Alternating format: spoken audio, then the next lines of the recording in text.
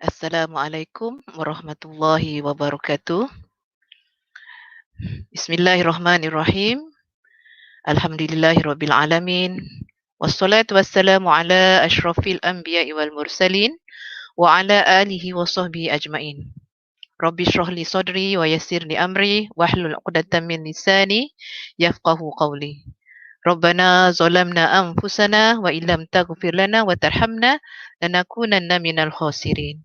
Rabbana taqabbal minna innaka antas samiul alim wa tub alaina innaka antat tawwabur rahim. Amma ba'du. Yang berusaha Tuan Haji Abdul Najih bin Asmu'in, Ketua Penolong Pengarah Kanan Sektor Pendidikan Islam Jabatan Pendidikan Negeri Selangor. Yang berusaha Tuan Haji Abdullah bin Ramli, Ketua Penolong Pengarah Unit Perancangan dan Pembangunan Pendidikan Islam Sektor Pendidikan Islam Jabatan Pendidikan Negeri Selangor. Yang dihormati barisan pegawai-pegawai Unit Pendidikan Islam Sektor Pembelajaran PPD seluruh negeri Selangor.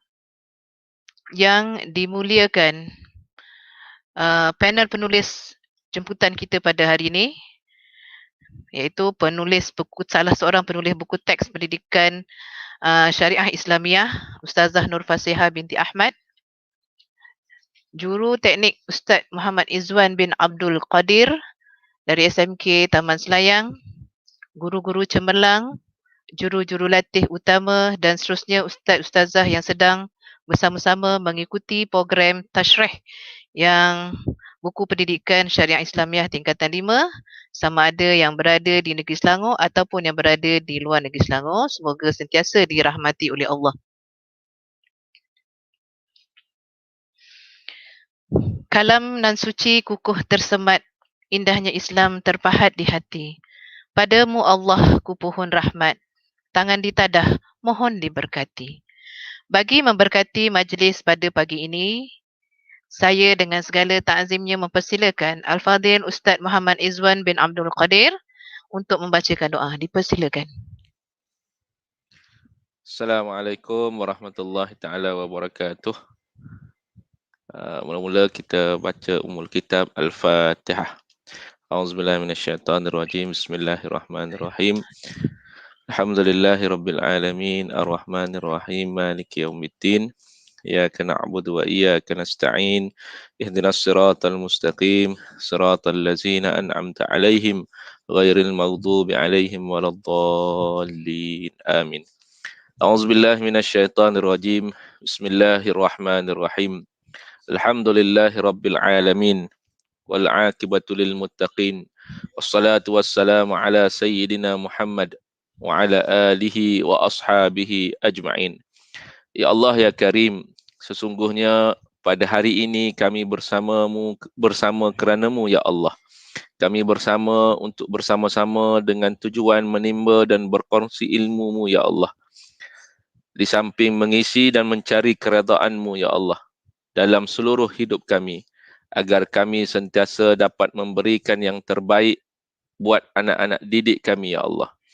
Justru ya Allah, Engkaulah yang mengatur segala-galanya, Engkau yang menyempurnakan segala-galanya. Permudahkanlah urusan kami pada hari ini ya Allah. Jangan Engkau susahkan dan jangan Engkau sempitkan ya Allah. Ya Allah yang Maha Penyembuh, di kala ini juga kami mohon dan merayu kepadamu ya Allah.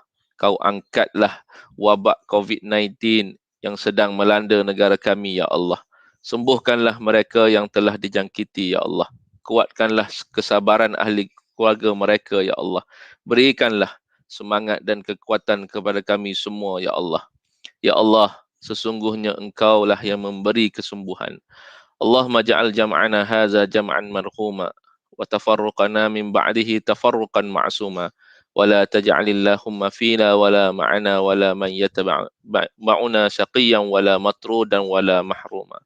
Allahumma ja'al khaira a'marina akhiruhu wa khaira a'malina khawatimuhu wa khaira ayyamina yawmal alqaka fih. Allahumma ighfir lana dhunubana wa li ikhwanina allazina sabaquna bil iman wa la taj'al fi qulubina ghillan lil ladzina amanu Rabbana innaka ra'ufur rahim. Rabbana atina fid dunya hasanah wa fil akhirati hasanah wa qina azaban nar. Wa sallallahu ala Muhammad wa ala alihi wa sahbihi wa sallam. Walhamdulillahi rabbil alamin. Qabbalallahu minkum.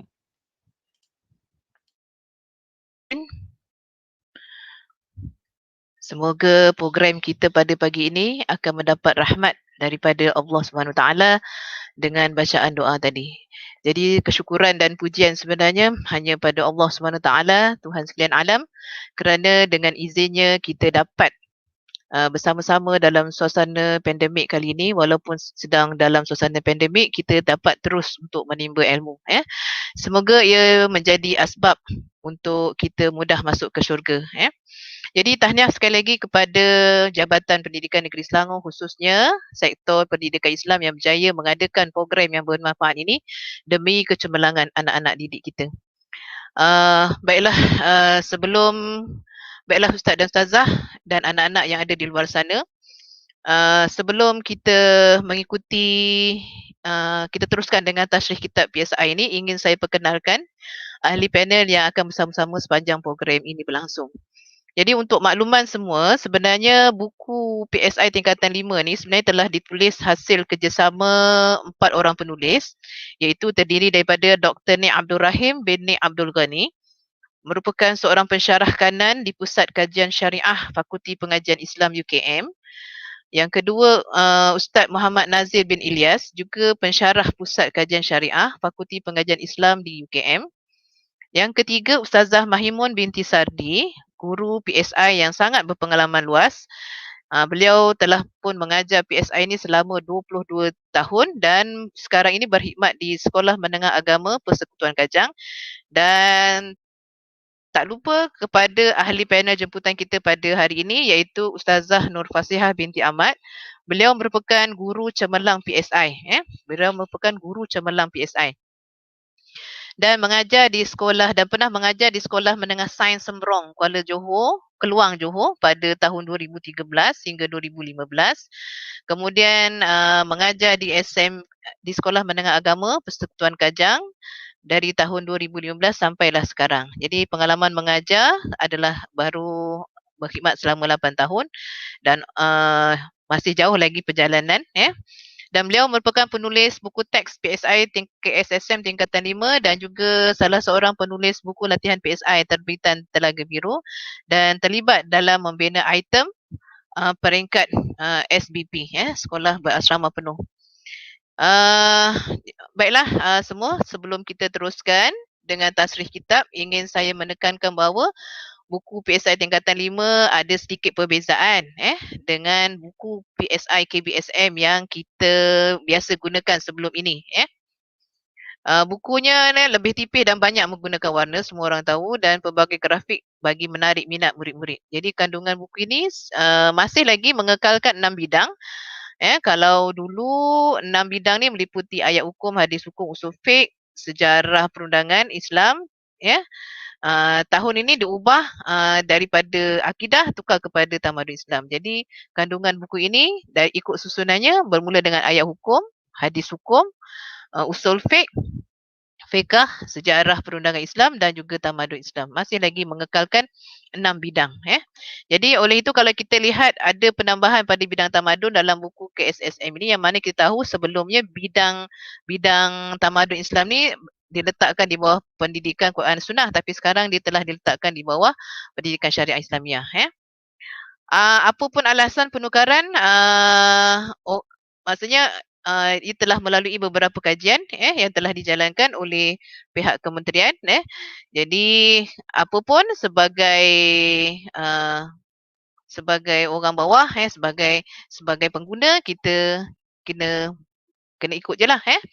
Okey, baiklah, tanpa membuang masa, saya dengan rasa takzimnya mempersilakan Ustazah Nur Fasihah binti Ahmad untuk meneruskan pembedahan kitab PSI tingkatan 5. So Ustazah, Assalamualaikum warahmatullahi wabarakatuh. Sihat Ustazah? Waalaikumsalam warahmatullahi wabarakatuh. Alhamdulillah sihat. Selalunya kita tengok Ustazah bersiaran di TV Didik kan. Sekarang ni hari ni kita bersiaran di YouTube pula. Okey, jadi kita mulakan bidang pertama ya Ustazah ya, ayat hukum. Boleh Ustazah? Okey. Boleh, Okey, insya-Allah. silakan Ustazah. Okey, sebelum itu terima kasih kepada Ustazah Nurliza, rakan seperjuangan dalam PSI lah. Okey, terima kasih juga kepada Ustaz Izwan, selaku juruteknik kita pada hari ini, dan juga kepada, tak lupa juga saya anak murid yang kedua inilah memohon izin daripada Tok Guru saya, mungkin ada yang menonton, Dr. Zanariah, Ustazah Nuredah, Syarif, Ustazah Yusalma dan juga Ustaz Zainal.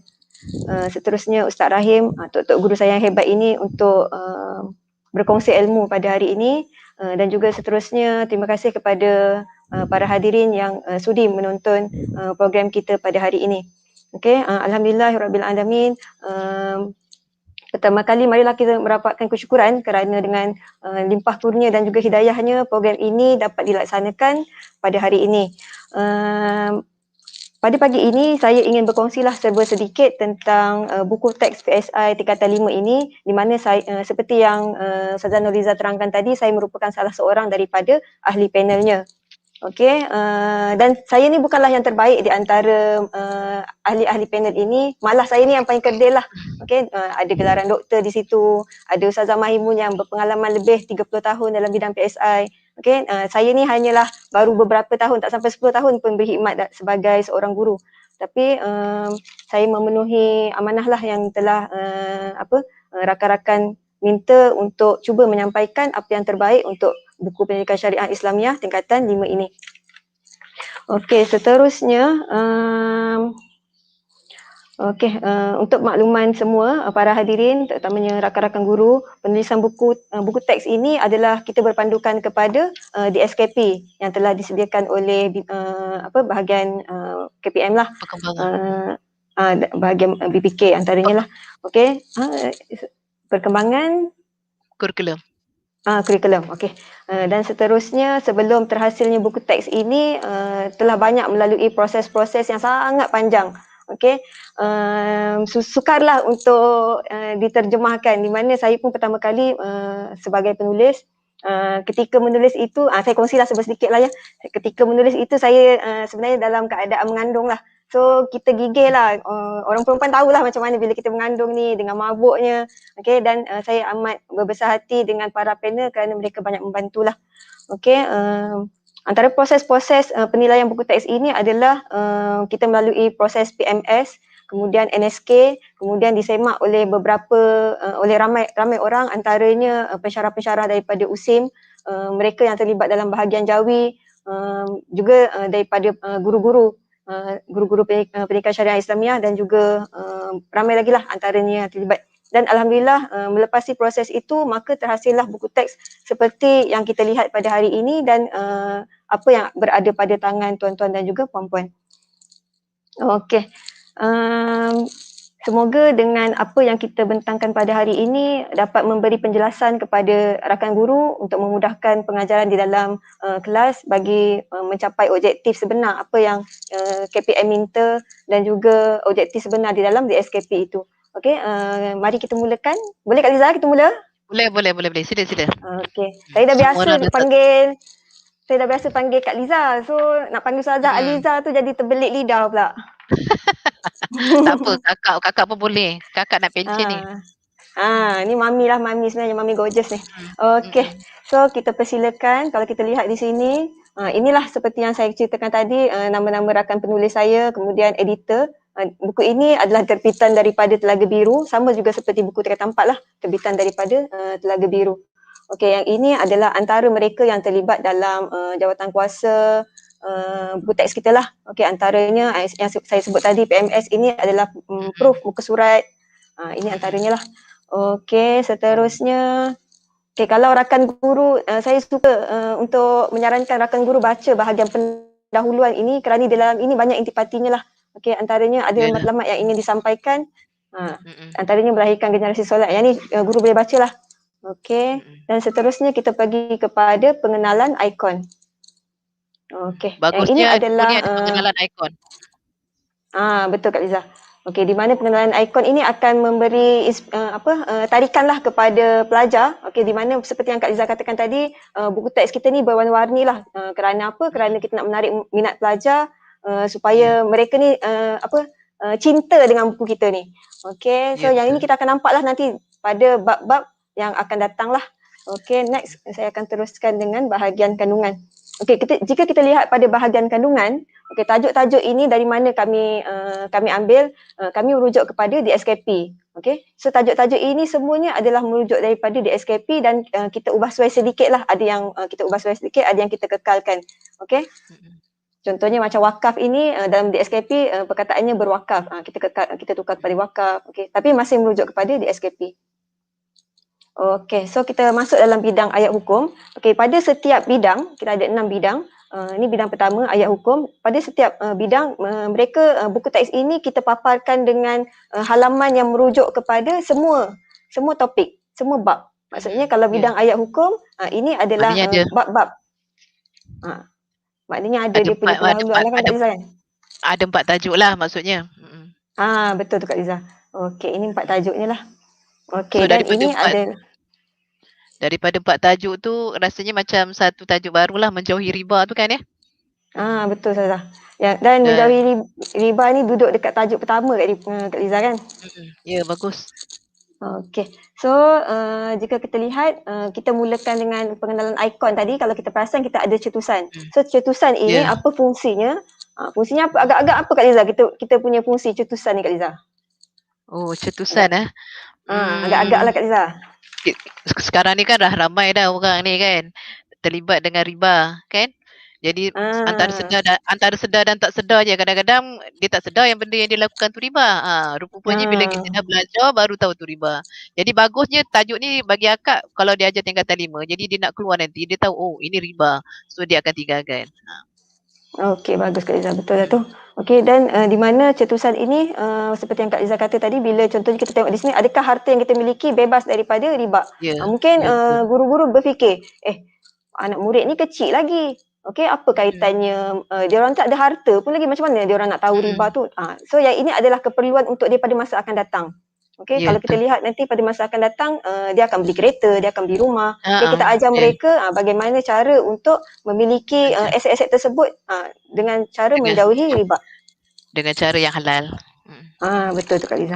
Okey, seterusnya kalau kita lihat di sini pada halaman 2 ni, pada halaman 2 kami telah mengubah daripada kebiasaannya pada bahagian ini merujuk kepada objektif. Objektif pembelajaran. Okey, kalau daripada buku tingkatan 4 hasil pembelajaran, kami telah ubah masukkan standard pembelajaran. Okey. Kerana apa kita masukkan standard? Kerana untuk memudahkan guru. Standard pembelajaran ni dapat dari mana? Kita dapat daripada DSKP lah. Okey. So kita panggil short formnya SP lah. Okey, di mana melalui SP ini guru-guru akan lebih terpandu lah. Okey, maknanya 1.1.1 ni menyatakan tuntutan hukum. So guru akan terpandu. Okey. So ini adalah pembaharuan kita buatlah di mana kita masukkan standard pembelajaran untuk memberi kemudahan kepada guru merujuk DSKP. Okey, seterusnya kalau kita pindah pada muka surat 3 pula Kak Liza. Boleh Kak Liza? Ya, boleh. Okey, so pada muka surat 3 ini kita ada ikon imbas saya. Okey, so imbas saya ini kalau guru-guru scan melalui QR code mereka, QR code ini saya rasa memang ramai guru dah tahulah di mana mereka akan perlu mendownload aplikasi ini sama ada di Play Store ataupun App Store. Kemudian scan, kemudian akan keluar contoh bacaan untuk ayat 278 hingga 280 ini. Okey, di mana contoh bacaan ini kita nak kata cikgu ni nanti cikgu-cikgu kata pula alah buku teks ni mesti tak yakin. Saya ni suara sedap lah, nak buat apa dengar ni? Tak. Yang ini sebenarnya adalah untuk contoh lah. Maknanya kalau guru nak memberi contoh bacaan kepada murid, guru scan, kemudian guru perdengarkan bacaan tersebut kepada murid di dalam kelas. Okey, saya lebih sarankan kalau guru scan ni bawa speaker. Bila bawa speaker Kak Liza, bergema kelas sebelah pun terkejut nanti. Okey, bagus. Macam tu Kak Liza. Okey. So kalau nak seronok lagi, bawa mikrofon.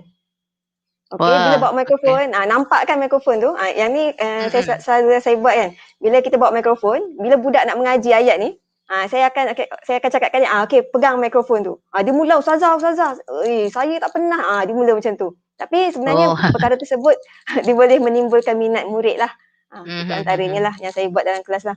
Okay, so kalau kita perasan, pada kita punya standard ini menyatakan tuntutan hukum. Maksudnya kita hanya fokus kepada di SKP itu minta kita fokus kepada tuntutan hukum. Maknanya kita tak perlu memperincikan macam terlalu fokus kepada bacaan murid. Okay, sebab kita yakinlah murid-murid yang mengambil PSI ni semua yang dah talented lah, yang antaranya yang terpilih lah. Mereka mesti boleh baca. Dan kalau selain boleh daripada baca Quran. Betul. Antaranya selain daripada PSI, PQS pun mereka pun ada hafazan contohnya kan. Terbuktilah maknanya sebab itu kita tak fokus kepada ayat bacaan. Okey. Maknanya tak perlulah seorang-seorang baca ayat ni, tak perlu. Okey, asalkan ada kita tahu murid kita boleh baca, maka okeylah tu. Biasanya memang murid kita boleh bacalah. Okey, so sebab ayat bacaan tu kita dah fokus pada PQS lah. Jadi kita ni masuklah terus pada tuntutan hukum je lah kan. Betul tu Kak Izzah, macam itulah. Okey, so inilah antaranya. Kemudian kita pindah pada muka surat 4. Okey, pada muka surat 4 ini, okey saya besarkan sikit. Kalau cikgu-cikgu perasan, pada bahagian bawah buku teks ini kita ada nombor. Okey, ada nombor. Okey, so nombor-nombor ini adalah merujuk kepada kita punya standard pembelajaran tadi. Okey, di mana pada muka surat so pada muka surat ini kita ada SP 1.1.1 dan juga 1.1.2 serta 1.1.3. So guru boleh rujuklah di manakah 1.1.1. Contohnya tuntutan hukum ini merujuk kepada 1.1.1.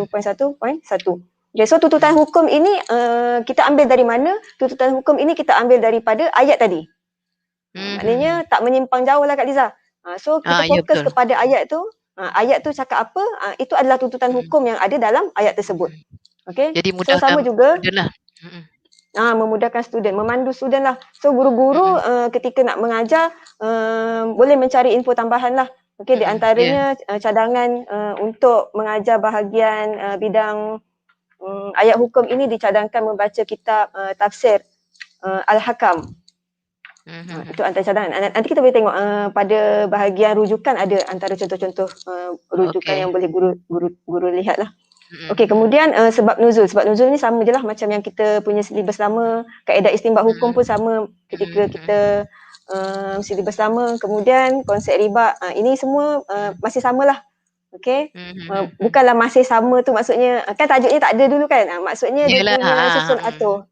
Susun atur dia tu masih sama. Betul Kak Liza. Okey.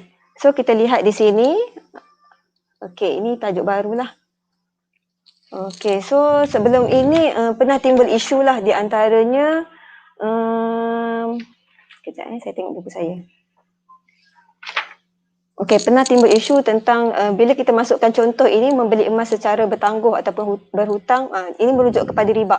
So guru-guru terkejut dengan kenyataan ini, tetapi kita boleh lihatlah kalau saya nak bagi rujukannya, para guru boleh rujuk kepada parameter pelaburan emas. Okey, di mana ada apa kita nak kata ada apa Kak Liza? Ada hukum yang telah difatwakan oleh kita punya jawatan kuasa mufti lah. Okey, boleh rujuk parameter pelaburan emas untuk lebih lanjut. Bacaan lanjut boleh rujuklah kepada parameter pelaburan emas tadi yang saya maklumkan tadi. Okey, so kalau kita lihat di sini ada trivia dekat bawah ni. Okey, so trivia ini sebenarnya adalah untuk menarik minat murid jugalah. Okey, biasanya contohnya macam ni. Murid-murid kita akan tanya. Bila kita kata barang ribawi, murid akan tanya, "Ustazah, apa contoh barang ribawi?" Okey, so dekat bawah ni adalah contoh barang ribawinya. Yalah, emas, perak.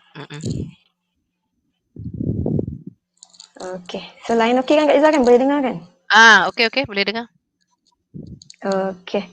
So seterusnya tempoh hari juga ada beberapa isu yang ni saya rasa tak ada masalah lah. Okey. Takwa. Okey, berkenaan dengan berkenaan dengan subtopik ni menjadi isu lah. Kenapa subtopik ni tiba-tiba takwa menjauhkan diri daripada amalan riba. Okey, subtopik ini kita ambil daripada SKP juga sebenarnya. Kalau cikgu-cikgu tengok tadi pada halaman, saya ulang baiklah, pada halaman 2. Pada halaman 2, okey kat sini. Menilai kepentingan sifat takwa dalam menjauhi amalan riba. So kita ambil subtopik ini, kita ambil SP ini, kita jadikan subtopik untuk memandu guru. Tapi bagus juga sebenarnya ni. Apa yang bagus Kak Liza? Baguslah sebab kita masukkan ni dengan takwa dapat jauhkan amalan riba. Jadi kalau orang tu tak bertakwa, dia tak kisahlah riba ke, kau tak riba ke, kau sapu je lah. Maksudnya macam tu lah. Maksudnya kalau kita nak jauhkan ni, kita kena lebih dekat dengan Allah SWT lah. Maknanya kena hayatilah Islam tu dengan lebih mendalam kan. Okey. So kalau kita lihatlah pada paparan ini, kami tambah nombor 1, 2, 3, 4. Okey, disebabkan antara panel penulis tu rakan guru juga yang mengajar, contoh macam saya lah mengajar. Bila kita nak minta anak murid kita baca, contoh dia cakap, Ali baca Ali, Tazah yang mana satu? Buku teks lama kita tu semua warna sama, warna grey je kan. Yang atas Ali, lepas atas yang nombor 2 nak sebut apa pula kan? Bawah. Susah kan? So kita letak nombor. Okey, so supaya memudahkan untuk kita mengajar lah. Okey, walaupun kalau kita lihat nampak ringkas sahaja topik yang berkenaan dengan menjauhi riba ini, tetapi ini yang perlu, maksudnya asasnya inilah yang perlu murid tahu. So tambahannya guru-guru perlulah membaca dengan lebih lanjut lah supaya dapat sampaikan ilmu dengan lebih lah. Okey, macam yang Ustaz Ayub kata semalam, dia pengalaman dia awal-awal mengajar dulu, masuk kelas je setengah jam dah habis dah topik ni. Contoh satu topik lah, bukan topik ni lah, maksudnya satu topik. Sama jugalah, saya pun pernah rasa macam tu. Maksudnya kita masuk kelas je, kita bobel, habis dah setengah jam. Apa nak buat lagi setengah jam ni kalau contohnya 2 masa kan? Apa lagi nak buat lagi setengah jam? So sebab itu kita sediakan antaranya ini, aktif minda. Bagusnya setiap tajuk ni dia ada aktif diri dan aktif minda tu yang bagusnya tu. Okey, kita sediakan aktif diri dan aktif minda. So kalau aktif diri ini adalah guru-guru boleh buat aktiviti lah. Okey, so kalau guru-guru buat aktiviti, kalau contohnya saya ambil aktiviti yang satu ni, yang pertama ni, satu masa kita ataupun kalau macam kami di dekat sekolah, satu masa tu kita kira sebagai 1 jam. Okey, so satu masa yang 1 jam tu tak cukup kadang-kadang untuk gallery walk ni. So sebenarnya hasrat kenapa hasrat KPM berdasarkan DSKP kita ni adalah sebenarnya kita nak melahirkan kemenjadian murid lah. Okay, apabila kita melaksanakan aktiviti seperti ini, kita akan lebih fokus kepada berpusatkan kepada murid. Pembelajaran tu berpusatkan kepada murid. Maknanya tak adalah budak duduk dalam kelas tu, dia dengar je lah, lama dia tidur. Biasanya kalau subjek agama ni, kalau kita ustazah kita tahulah kan, dia belajar daripada sekolah rendah sampai sekolah menengah. Kadang-kadang dia belajar benda yang dah dia belajar, sampai dia rasa ni dah tahu dah, ni dah tahu dah. So dia bosan, dia tidur lah. Itu antaranya lah. Okay. Boleh juga dilakukan audit diri. Audit diri ni untuk sebenarnya ini adalah memenuhi SP kita yang terakhir tadi. Saya ulang balik lah. SP yang okay. Maknanya guru tak payah susah-susah. Tak payah susah-susah lah nak buka di SKP tu kan, sebab dah ada dah kat situ kan. Betul tu Kak Liza. Okay, so ini Kak Liza. Sebelum beralih kepada tajuk baru, ada satu soalan ni daripada unit pendidikan Islam PPD Sempurna Sabah. Tahniah Sabah pun ikut juga. Dia kata ejaan riba, roba alif hamzah tu dia kata ada sedikit kesilapan, dia kata perlu diperbaiki. Jadi seperti yang Ustazah sebut tadi, kita dah melalui penapisan kan daripada orang yang tahu Jawi kan. Jadi ejaan riba tu mesti yang terkini kan? Betul tak? Betul Kak Liza. Memang kita kadang-kadang ada perkataan-perkataan yang kita rasa macam salah ni. Kita bagi tahu editor. Kita bagi tahu editor yang ni sebenarnya ejaan dia macam ni. Lepas tu editor keluarkan kamus dia. Tak Ustazah, yang ni ejaannya yang ini. So dia rujuk, saya lupalah nama kamusnya apa. Tapi dia maklumkan kita sekarang ni rujuk kamus Jawi yang ini edisi sekian-sekian. Ini ejaan terbaru lah. Ejaan yang terbaru lah.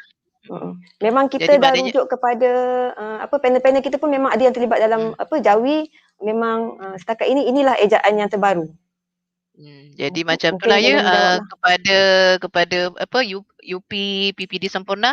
So tulisan riba tu dah betul dah. Maksudnya orang yang lebih mahir dah pun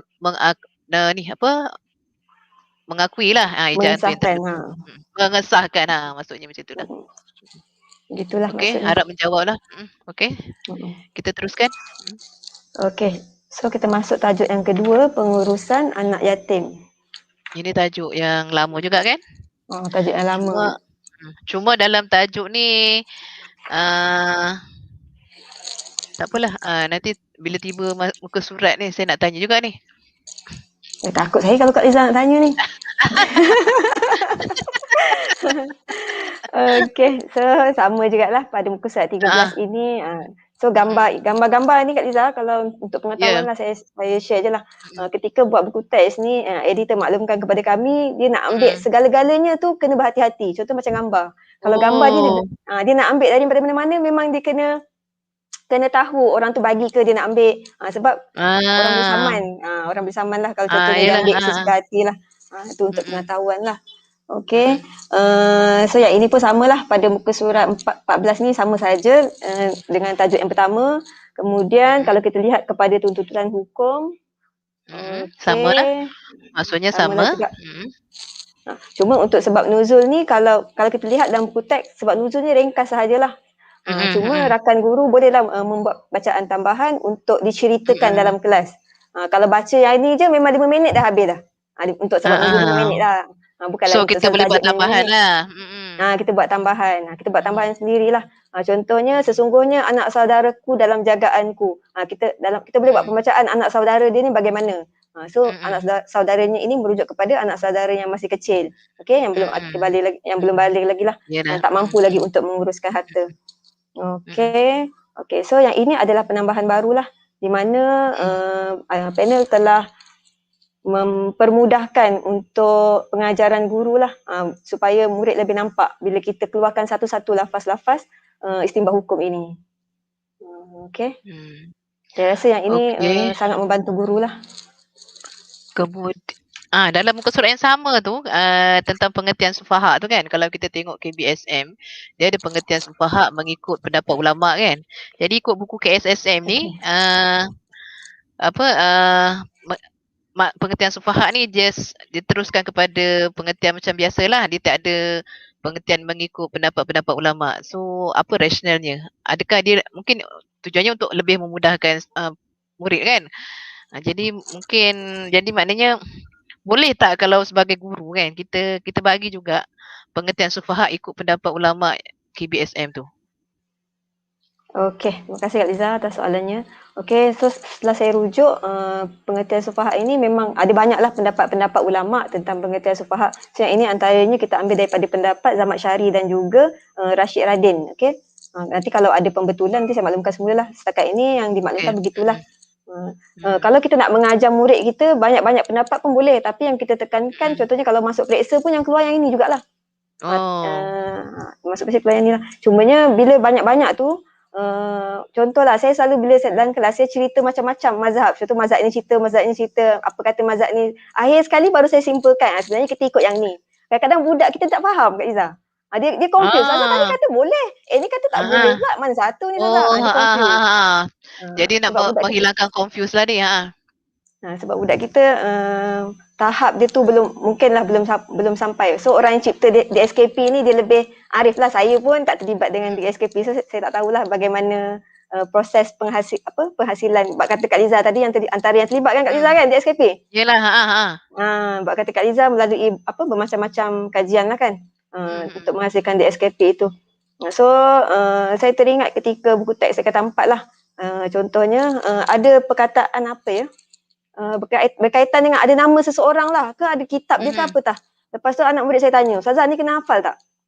Saya pun susah saya nak jawab. Kita nak kata kat dia awak hafal lah nanti masuk periksa, tiba-tiba tak masuk periksa ke? Sebagai ilmu memanglah dia kena tahu benda tu. Tapi kalau kalau kita huraikan dengan lebih lanjut, maknanya akan memberi macam mana memberi kekeliruan lah kepada murid. So kita statekan satu je untuk memudahkan. Kalau guru nak terangkan dalam kelas pun tak ada masalah lah sebenarnya. Boleh Kak Liza menjawab ke? Boleh menjawab. Yang lain samalah kan? Yang lain ni sama-sama je lah. Ni ada satu soalan ni Ustazah daripada Ustaz Ishak Ibrahim. Dia kan setelah kita ajar satu topik kan, dia kata macam mana kaedah terbaik nak buat penilaian PBD menggunakan buku teks KSSM. Oh, kalau Jelas. penilaian tu, Ha. kalau penilaian tu bukan bidang saya lah. Saya tak terlibat lah dengan penilaian PBD. Tapi sebenarnya apa yang saya faham lah berkenaan dengan PBD ni, ketika dalam kelas kita mengajar, maknanya kita lihat respon budak pun itu kita telah boleh nilai pelajar tersebut. Boleh menguasai tahap-tahap itu. Yang ni mengikut pemahaman saya lah. Untuk lebih arif, mungkin boleh rujuk kepada BPK. Betul tak? Betul, Kak Liza? BPK Ya, lah. Okay. Sebab saya tak terlibat dengan PBD. Sebab dia lain, buku teks lain, PBD lain, semua orangnya lain-lain. Sebenarnya melalui PBD ni melalui lisan boleh, tulisan boleh. Jadi kalau cikgu rasa nak bagi TP 5 lah. Kalau nak bagi TP 4 lah. Tengok keadaan anak murid kita tu lah kan. Betul. Sebab perhatian dalam kelas. Dia benda ni subjektif sebenarnya. Okay.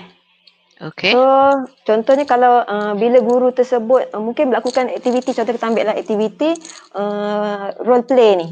Mungkin daripada sini juga guru boleh nilai, buat penilaian lah, buat PBD. Di mana adakah murid tersebut telah memahami tentang topik-topik ini. Okay, maknanya melalui macam yang Kak Liza cakap tadi lah, melalui pemerhatian kita, penulisan ni mungkin contohnya cikgu buat kuis ke. Okay, so macam-macam lah kuis kita boleh buat kan. Think pair share ni pun kuis jugalah, maksudnya mereka duduk dalam satu grup. Bulan duduk satu grup, tulis masing-masing, tulis idea masing-masing. So tukarlah dengan kawan. Buatkan collaboration antara satu grup dengan satu grup. Maknanya dalam kita mengajar tu kita tak adalah guna kaedah chalk and talk je. Maksudnya guru cakap, tulis. So kita kena libatkan aktiviti murid, sebab daripada aktiviti tersebut kita boleh nilai lah murid kita menguasai topik tersebut ataupun tidak. Okey. Berkaitan dengan PBD tersebut, saya teringat ketika saya saya kena cerap oleh bahagian BPK, di mana kebiasaannya kita bila kita nak lakukan kuis kan, kita mengajar satu topik tu sampai habis, akhir topik baru kita buat kuis. Sama ke tak Kak Liza? Kak Liza dengan saya? Sama, lebih kurang je. Akak kadang-kadang kalau budak yang lemah tu agak ambil masa. Okey, mungkin ketika berjumpa dekat mana-mana kita tanya dia balik kan. Kalau dia bagi respons tu kita terus isilah dia punya markah PBD dia tu. Maksudnya dia tak stick pada time tu juga kita bagi dia markah. Maksudnya kita ambil masa, tengok pada keperluan budak lah, tengok kepada budak tu sendiri lah. Maksudnya macam tu lah. Sebab dia PBD ni dia boleh berlaku di luar kelas, ketika dalam kelas berjalan-jalan dengan budak tu, bertanya-tanya kan. So kita bergantung kepada budak tu lah, tahap budak tu lah. Kita tak naklah bagi dia 3, 2 kan. Kita kalau boleh kita nak bagi dia yang baik. Betul tak? 6 lah, 5, 6 kan. Okay, so antara yang ditegur ketika itu adalah bila saya mengajar dah habis tu, akhir sekali baru saya buat kuis. Antara yang ditegur adalah, Ustazah tahu tak sebenarnya setiap topik tu kita boleh buat kuis. Maksudnya contohlah saya dah habis mengajar maksud kan, buat aktiviti yang kita boleh menilai dia. Maksud ketika pencerapan itu yang dimaksudkan. Dia suruh saya buat aktiviti lah, untuk maknanya setiap aktiviti tu kalau boleh adakan setiap topik itu adakan satu aktiviti untuk menguji pelajar. Okey, contoh kita ambil contoh kalau kita ambil contoh dalam bidang kita ambil contoh maksud tadi lah. Okey, maksud ni antara contoh PDP yang boleh rakan guru buat adalah berdasarkan potongan ayat ni, rakan guru print kemudian gunting kecil-kecil. Maksudnya saya selalu buat, saya gunting ni satu perkataan ni. Kemudian buat dalam grup, minta anak murid kita susun istilah tersebut. Maknanya tengok sama ada dia dah betul-betul faham ke tidak pengertian sufahat tersebut. Itu antara contoh lah. Okey. So kita teruskan dengan tajuk ketiga. So akak rasa boleh menjawablah kepada setiap soalan yang telah diajukan dalam ruangan chat tu. Semua tanya macam mana nak buat PPT. Dan kalau tak salah saya dekat sekolah kita memang ada jawatan kuasa PBD. So rakan guru mungkin boleh bertanya lebih lanjut. Sebab mereka lebih mahir lah, mereka yang pergi kursus bawahan je. Saya pun tak berapa mahir lah. Sebab kat sekolah pun memang ada rakan yang terlibat dalam penyelaras PBD. PBD. So kita pergi kepada tajuk kita yang ketiga. Okey, mempertahankan agama dan juga negara. Okey, so tajuk ni best lah kalau kita ajar sekarang. Sebab apa best? Dia berkaitan dengan isu-isu semasa. So saya betul. memang suka kalau guru mengaitkan tajuk tersebut dengan situasi situasi kehidupan semasa lah. Contohnya, betul. contoh apa Kak Liza nak kaitkan tajuk ni? Contoh Kak Liza sekarang. nak kaitkan dengan apa? Contoh sekarang. Ini akak belum ajar lagi ni. Agama ni. Akak belajar pertahankan agama. Maksudnya sekarang ni kan banyak tentang isu-isu fitnah-fitnah kan. Macam tu kan. Merendah-rendahkan negara apa. Lepas tu pijak-pijak bendera, isu pijak bendera. Tu semua tu lah, itu di antara isu lah, itu isu-isu. Lepas tu merendah-rendahkan pemimpin, marah pemimpin. Tu di antara lah isu-isu kalau akak bawa lah. Okay, tadi kita nampak pin post tu antaranya isu Gaza. Kemudian tu yang terbaru tu yang kapal terbang apa peninjau tu Rusia tu kan. Rusia pula. Mana Israel kan. Itu Israel, boleh jadikan isu tu juga tu. Itu. So maknanya bila kita mengajar bab ini bukanlah kita terlampau, maksudnya memang kita fokus kepada tajuk ini, tapi kita masukkan juga hal-hal semasa supaya itu dapat meningkatkan kebat murid. Okey. Kita nak teruskan satu-satu tajuk ke Ustazah? Kalau tak ada apa-apa, saya laju sikit lah. Okey. Kalau tak ada apa-apa, kita boleh teruskan kot. Bila saya dah mengajar tajuk ni pada murid, antaranya adab dan etika ni lah. So adab dan etika ni memang sangat penting lah kita tekankan kepada murid kan. Sebab murid tengok, Ustazah boleh ke dia robohkan masjid? Dia bunuh kanak-kanak. So bila kita ajar ni baru budak tahu bahawa ada adab dan juga etika dalam peperangan. Okey, antara boleh rujuklah banyak buku berkaitan dengan adab dan peperangannya, antaranya The Law of Armed Conflict antaranya lah. Yang menerangkan tentang adab-adab. So bila contohnya bila guru terangkan ni, nanti bila guru terangkan ni kita akan rasa macam murid tu akan rasa benda ni tak boleh, benda ni tak boleh. Contoh sekarang ni kan bila kita buat PDPR dekat rumah, lagi mudahlah untuk guru terangkan, tak perlu nak pergi cari LCD apa semua. Guru sediakan link ataupun guru pastekan gambar dalam grup, murid boleh nampaklah dah apakah ada adab yang sepatutnya ada dalam peperangan. Itu antara contohlah. Okey, seterusnya kemudian kita boleh juga kaitkan di antara satu topik ini dengan topik lain. Contohnya saya ambil menguasai teknologi terkini peperangan pada muka surat 32 ini. Okey, kalau kita lihat menguasai teknologi terkini dalam peperangan ni, kita boleh kaitkan dalam bidang tamadun Islam. Okey, contohnya pada zaman kerajaan Uthmaniyah di mana mereka menguasai teknologi. Contohnya macam itulah. Kaitkan maknanya ada hubung jalin lah di antara satu topik tu dengan topik-topik yang mendatang lah. Okey. Okey. So yang ini pun rasa tak ada isu tak Kak untuk bab nasihat anak angkat ni? Nasihat anak angkat ni tajuk tingkatan 4 kalau yang lama KBSM kan? Dia masukkan sekarang ni tingkatan 5 lah.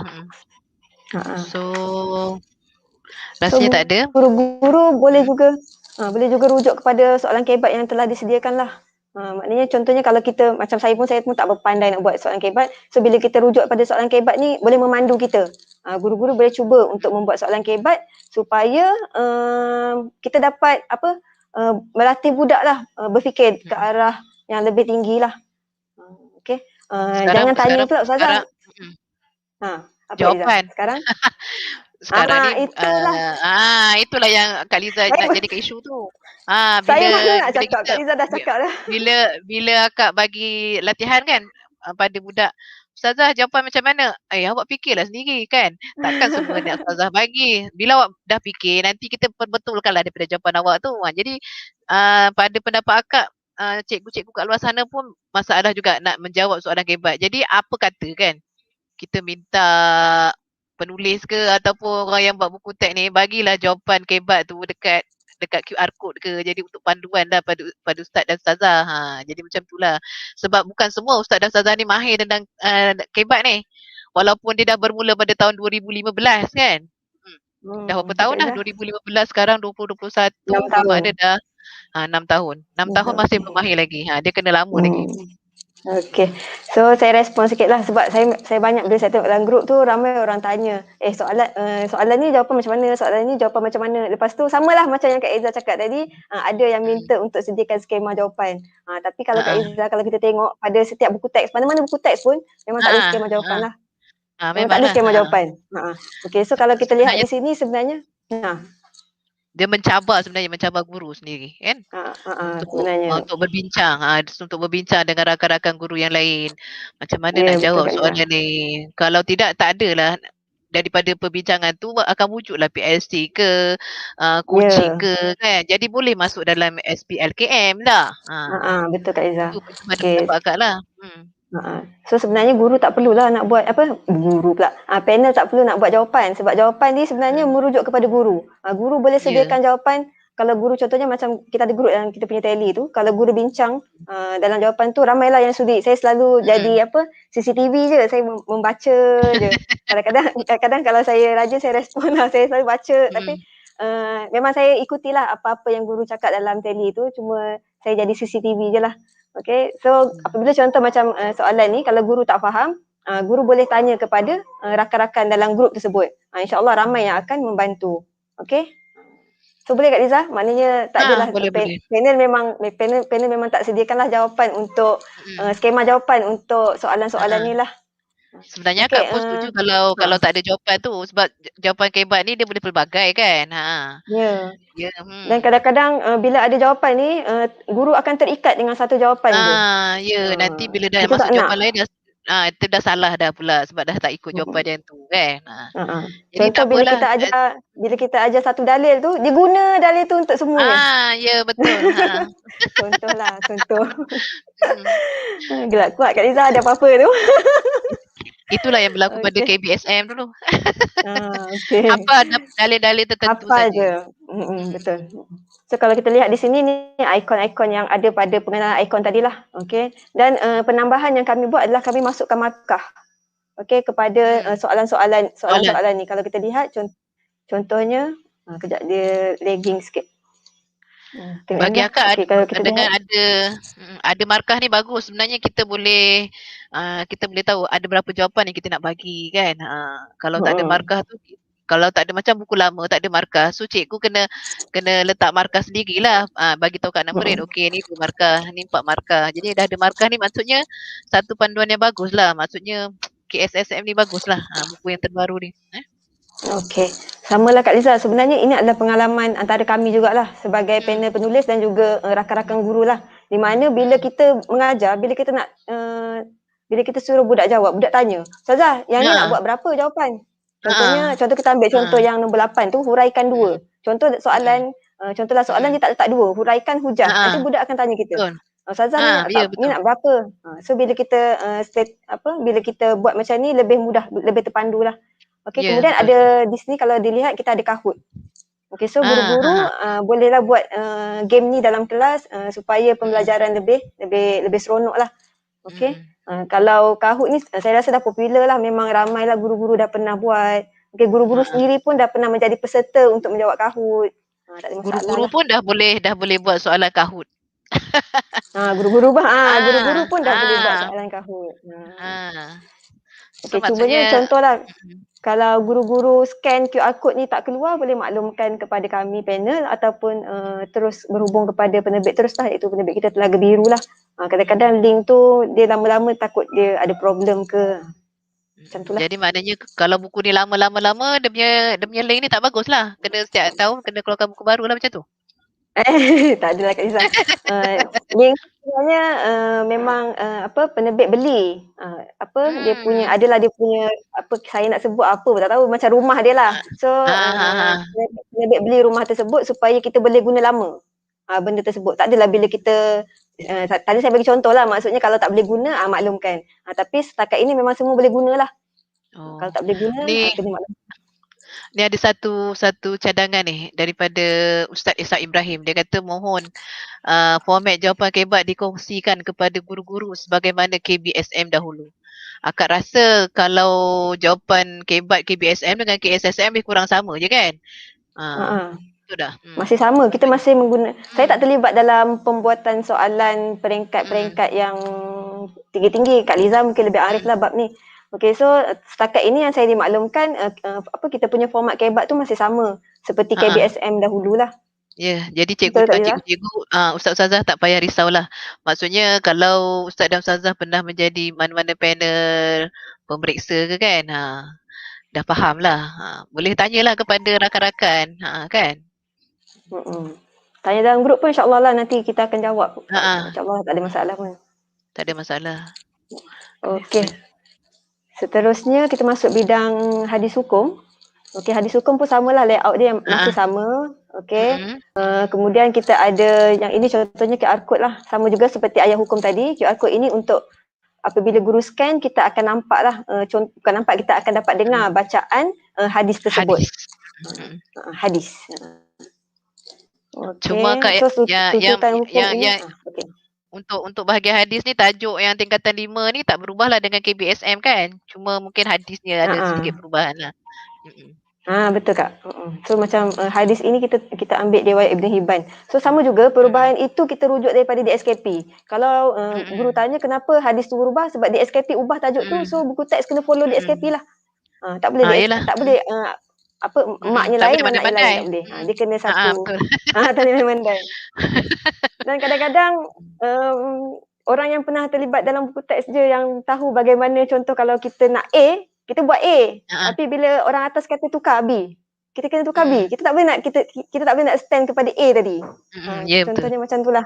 Banyak proses-prosesnya. Yang paling saya teringat contohnya apabila telah masuk pada proses NSK, iaitu naskah sedia kamera. Ketika itu contohlah kalau kita nak minta ubah, walaupun kita nak minta ubah contohnya perkataan, contohlah orang ke, yang ke, kita nak minta ubah kan, susah sebenarnya Kak Liza. Memang sangat susah sebab penerbit akan kata tak boleh Ustazah sebab yang ni dah masuk NSK, sebab penyemak pun dah ramai semua semak. Kalau penyemak kata tak boleh tukar, apa keperluan Ustazah nak tukar? Maksudnya kita kena buat betul-betul daripada awal lah, tak boleh salah-salah lah. Maksudnya kena teliti lah dalam menulis buku ni. Ya Kak Liza. Saya rasa saya kecil sangat lah dalam buku ni Kak Liza. Sebenarnya rakan panel yang 3 orang tu memang sangat membantu lah dengan pengalaman saya yang tak banyak ni. Sebenarnya ramai lagi rakan-rakan guru yang lebih hebat. Dalam kita punya yang sedang menonton ni pun ramai lagi yang hebat-hebat. Di mana kalau ada mungkin ada teguran tentang buku teks ini, boleh maklumkan untuk saya salurkan kepada pihak-pihak yang berkenaan lah. Okey. So inilah di antara dalam bidang hadis. Okay, cumanya saya teringat ketika saya di peringkat ijazah dahulu, di mana ketika itu saya pihak U menyediakan bengkel berkaitan buku teks, dan saya salah seorang daripada pesertanya.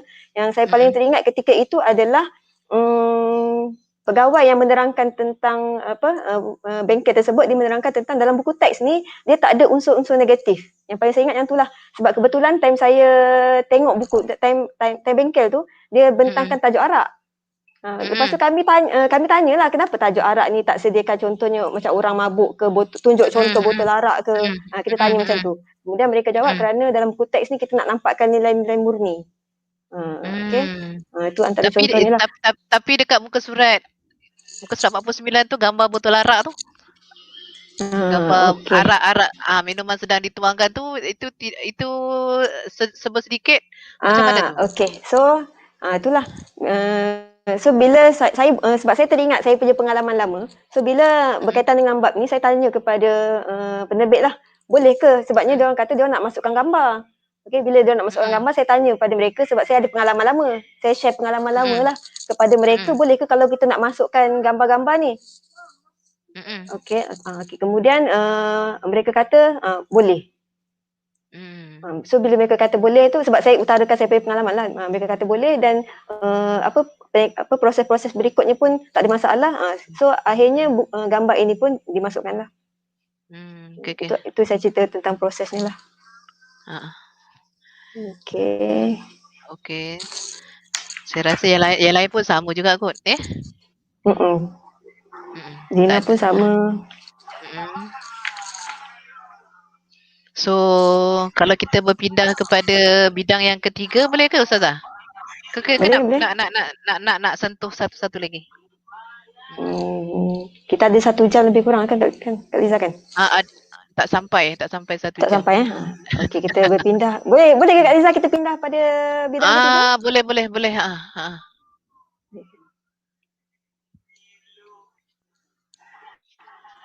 So kita pindah ke bidang usul fiqh lah. Okey, kita masuk bidang usul fiqh. Okey, so kalau kita lihat di sini guru-guru boleh rujuk pada halaman 84. Okey, so penyusunan untuk topik ini adalah kita rujuk kepada DSKP. Ada sebahagian guru tanya saya berkaitan dengan tahsis. Kenapa tahsis dimasukkan dalam bidang ini? Okey, so kalau kita rujuk DSKP memang ada. Okey, 3.1.3 menghuraikan bahagian-bahagian tahsis. Sebab itu tahsis tu masuk dalam bab ni. Okey, saya nak terangkan yang itulah. Untuk bahagian usul fiqh ini, am dan has ni, kalau guru-guru perasan, kita dah colourkan wording-wording untuk guru-guru tekankan. Okey, supaya benda ni nampaklah. Ini antara pembaharuan yang kami buat jugalah. Okey, bagus.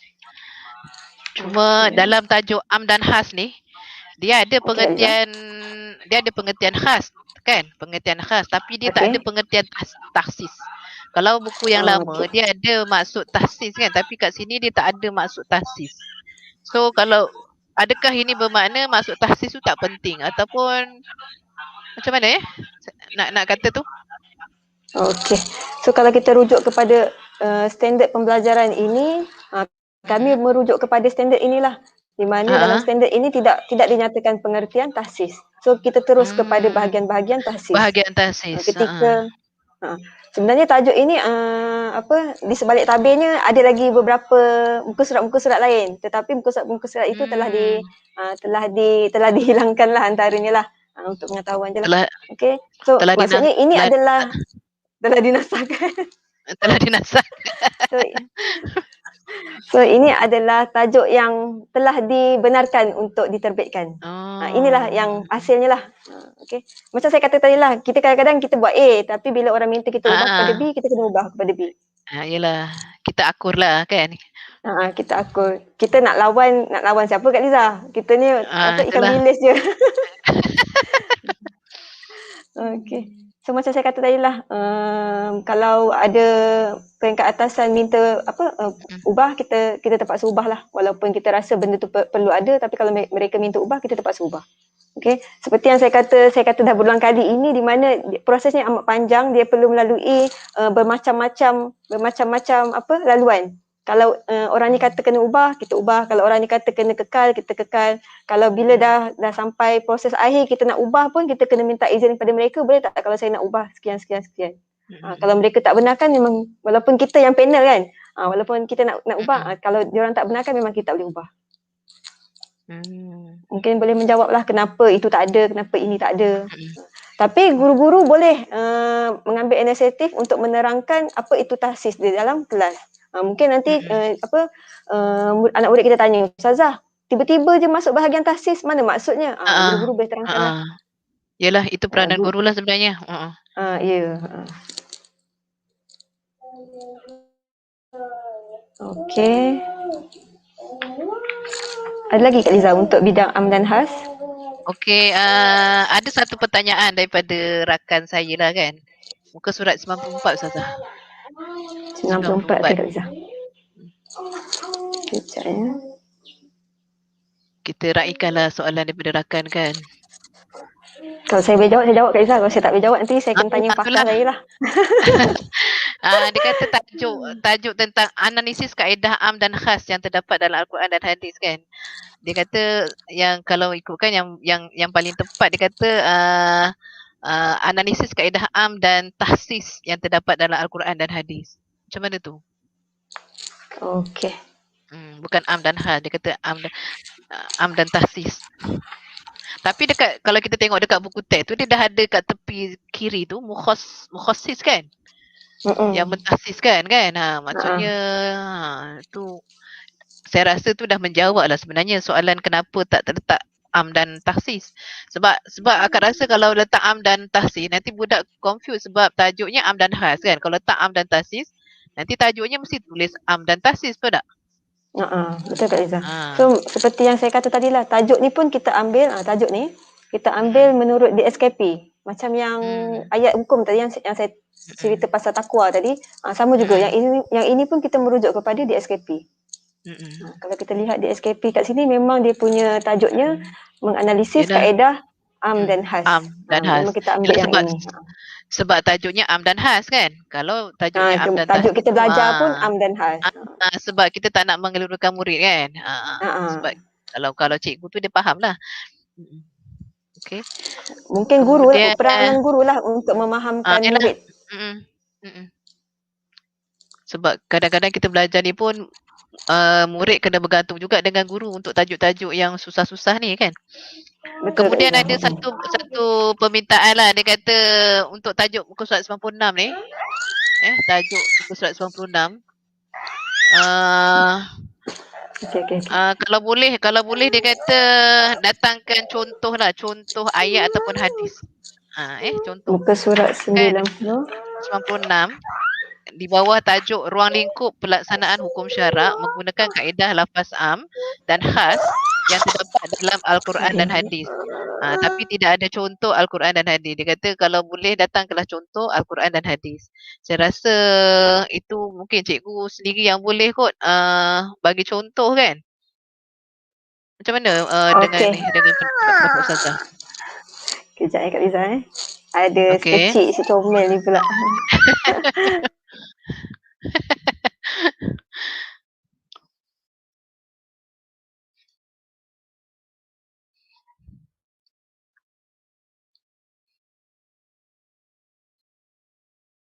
Minta maaf puan-puan, iklan sebentar. Itulah dia nak juga datang. Saya dah suruh dia PKPD dalam bilik dah. Dia nak juga datang depan. Iklan sementara. Okey, seperti yang saya kata tadi lah Kak Izzah, sebenarnya bab ini panjang. Okey, tapi ada bahagian-bahagian yang telah terpotong. Okey. So untuk yang penjelasan lanjut tadi, mungkin para guru boleh terangkan kepada murid lah. Maksudnya mungkin ayat dengan hadis kalau ikut yang asal tu dah ada, tapi sebab nak ringkaskan jadi terpaksa dibuang. Sebab mungkin ayatnya kita boleh ambil daripada ayat-ayat sebelum tu. Betul tu Kak Liza. Sebab ayat-ayat yang sama je lah kita ambil daripada yang sebelum-sebelum ini. Lagipun ayatnya mudah je kan untuk am dan has ni. Kita boleh guna pakai 2-3 kali kan. Betul Kak Liza. Okey. Dan bila kita potong satu, contohlah kita nak hilangkan satu muka surat Kak Liza. Yang ni saya share jugalah. Contohnya kita punya muka surat tu bila kita nak hilang, contohlah satu muka surat tak ada, dia bukan satu sebenarnya. Sebab buku teks ni kan bila kita print, ada berkaitan dengan printing pula. Bila kita print tu, tiba-tiba atas sini kosong. So kena hilangkan 2 muka surat. So susah. Begitulah prosesnya susah lah. Dan dia punya muka surat pun terhad. Kalau kita lihat tahun ni banyak sikit lah berbanding tahun lepas. Maksudnya dia dah bagi had lah. Okey, berapa muka surat untuk buku teks Neta 5 ni sepatutnya. Jadi kita kena masukkan sampai kepada had yang tersebut. Okey. Betul. Faham. Sebab tu banyak lah yang dah dinasahkan tu. Kadang-kadang tu lah bila kita mengajar, bila kita form 4 dulu pun, bila kita mengajar sebagai guru cakap ni kenapa ringkas sangat ni, masukkan lagi. Tapi bila kita jadi panel baru kita tahu keadaannya bagaimana. Tidaklah semudah seperti yang kita katakan itulah. Yelah, dalam hidup ni kita banyak pandai komplain kan. Kalau kita dah masuk baru kita tahu. Realitinya orang yang berada di situ saja yang tahu. Okey. Saya tak boleh cerita banyak-banyak lah, mungkin ada rahsia-rahsia di sebalik. Ya, betul. Faham.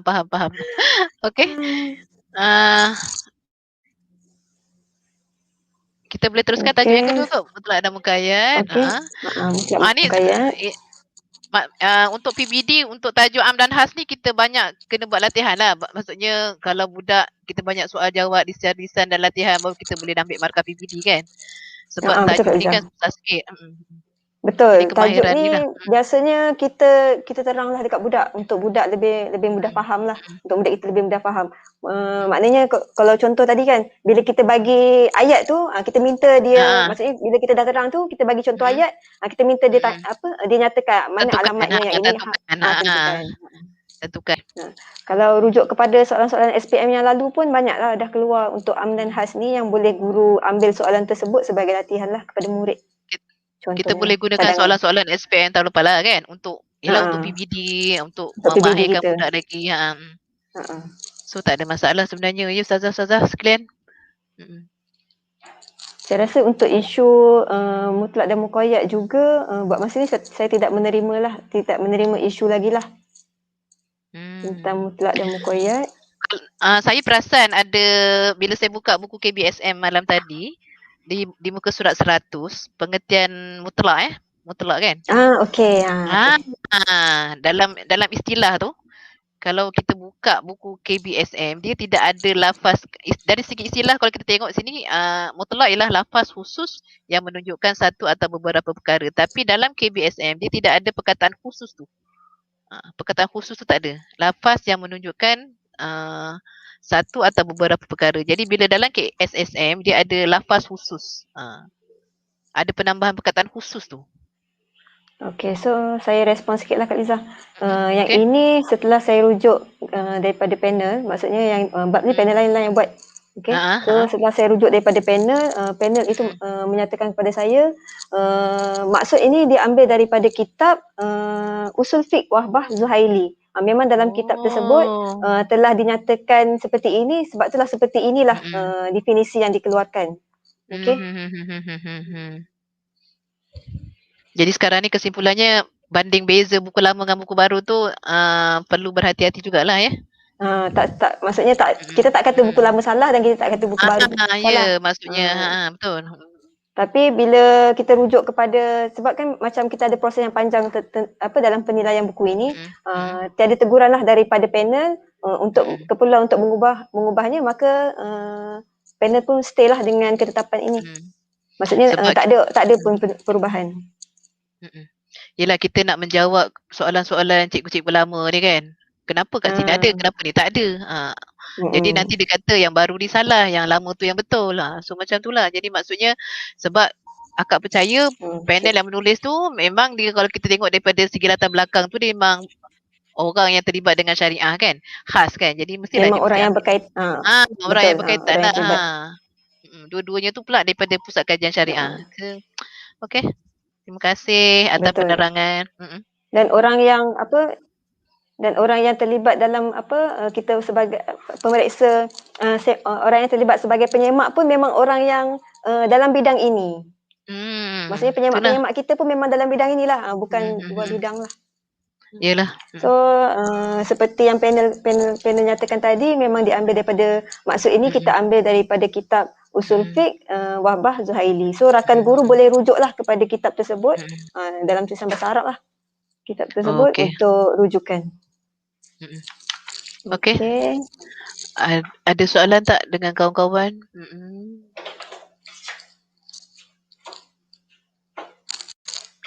Maknanya ada satu ni, dia kata ada satu soalan, dia kata maknanya kalau kita gunakan takrif mutlak guna buku lama boleh tak? Maksudnya macam tu. Dia tanya. Boleh tak?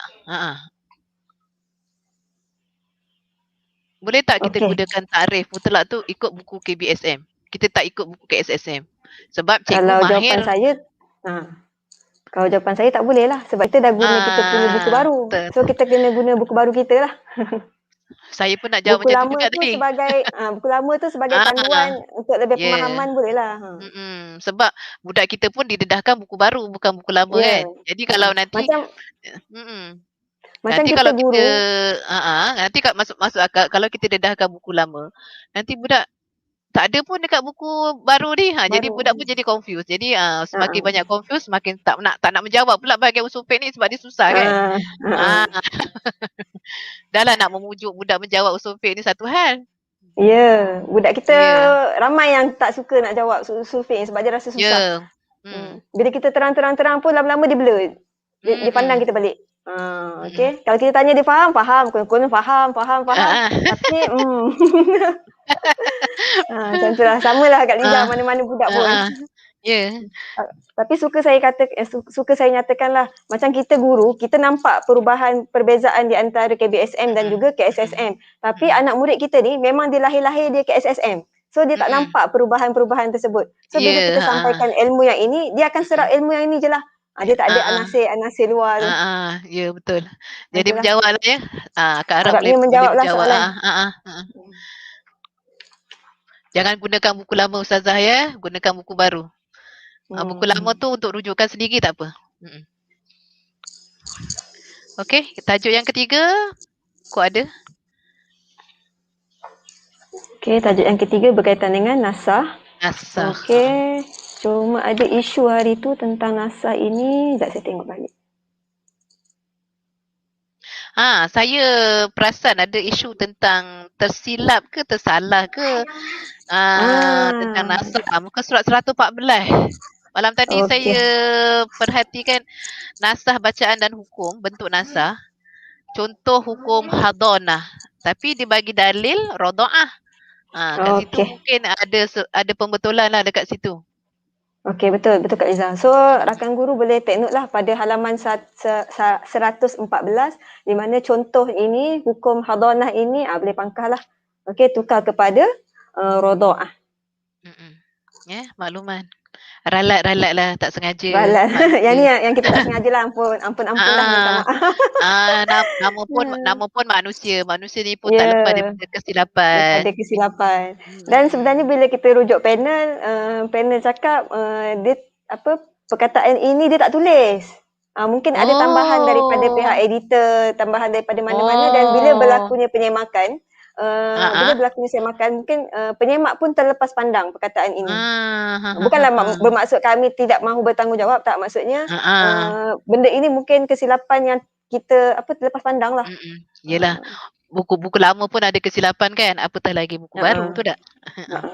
So mungkin macam nanti kalau cetakan kedua mungkin nanti akan ada pembetulan lah. Biasanya kalau guru-guru lihat, kalau dekat hadapan buku teks kita tu ada QR code. Makluman daripada penerbit, biasanya kalau ada kesilapan, mereka akan masukkan kesilapan tersebut dalam QR code itu. Itulah yang saya dimaklumkan. Tapi bila saya cek, maksudnya QR code itu masih belum ada lagi penambahan tentang perkataan ini. Pembetulan lah. Tak ada lagi pembetulan terhadap perkataan mungkin tak sampai lagi kepada penerbit, jadi sebab tu dia tak buat pembetulan. So lepas ni kita kena sampaikanlah kepada penerbit supaya dia boleh masukkan dalam QR code tu pembetulan yang sepatutnya dibuatlah. Tapi saya dah maklumkanlah kepada penerbit berkaitan hal inilah. Cumanya kan kita baru 6 bulan kita baru pegang buku ni. So kita pun tak berapa hadam lagi lah, kita pun tak berapa. Yalah, betul. Kalau buku lama tu, kalau macam Kak Liza ni pejam mata pun boleh ngajar kan Kak Liza? Wah. InsyaAllah. Yelah, Kak punya lama daripada tahun 2007 mengajar syariah tu. Dan untuk pengetahuan Kak Liza, buku lama tu dulu, saya lah anak murid yang belajar dekat buku lama tu. Saya sempat belajar dekat saya ambil PSI pun saya guna buku tu. Betapa lamanya lah buku tersebut. Itulah. Okey. Nanti kita tengok ada soalan tak. Jenis nasah hadis dengan Al-Quran perlu masukkan hadis. Jenis nasah hadis dengan Al-Quran perlu masukkan hadis. So jenis nasah Al-Quran dan hadis. So jenis nasah. Ini ada soalan daripada Ustaz Khairul Hidayat. Dia kata dalam bahagian jenis nasah hadis dengan Al-Quran perlu masukkan hadis. Ya, betul. Macam buku lama kan. Jenis nasah. Ya. Yang ni ke? Mesti ada ayat dan hadis. Ya, betul lah. Muka surat 113 ni. Maksudnya kalau nasah dengan hadis, kena ada hadisnya lah. Kalau tak ada, macam mana kita nak tahu hadisnya apa? Betul tak? Betul juga. Okey, kejap.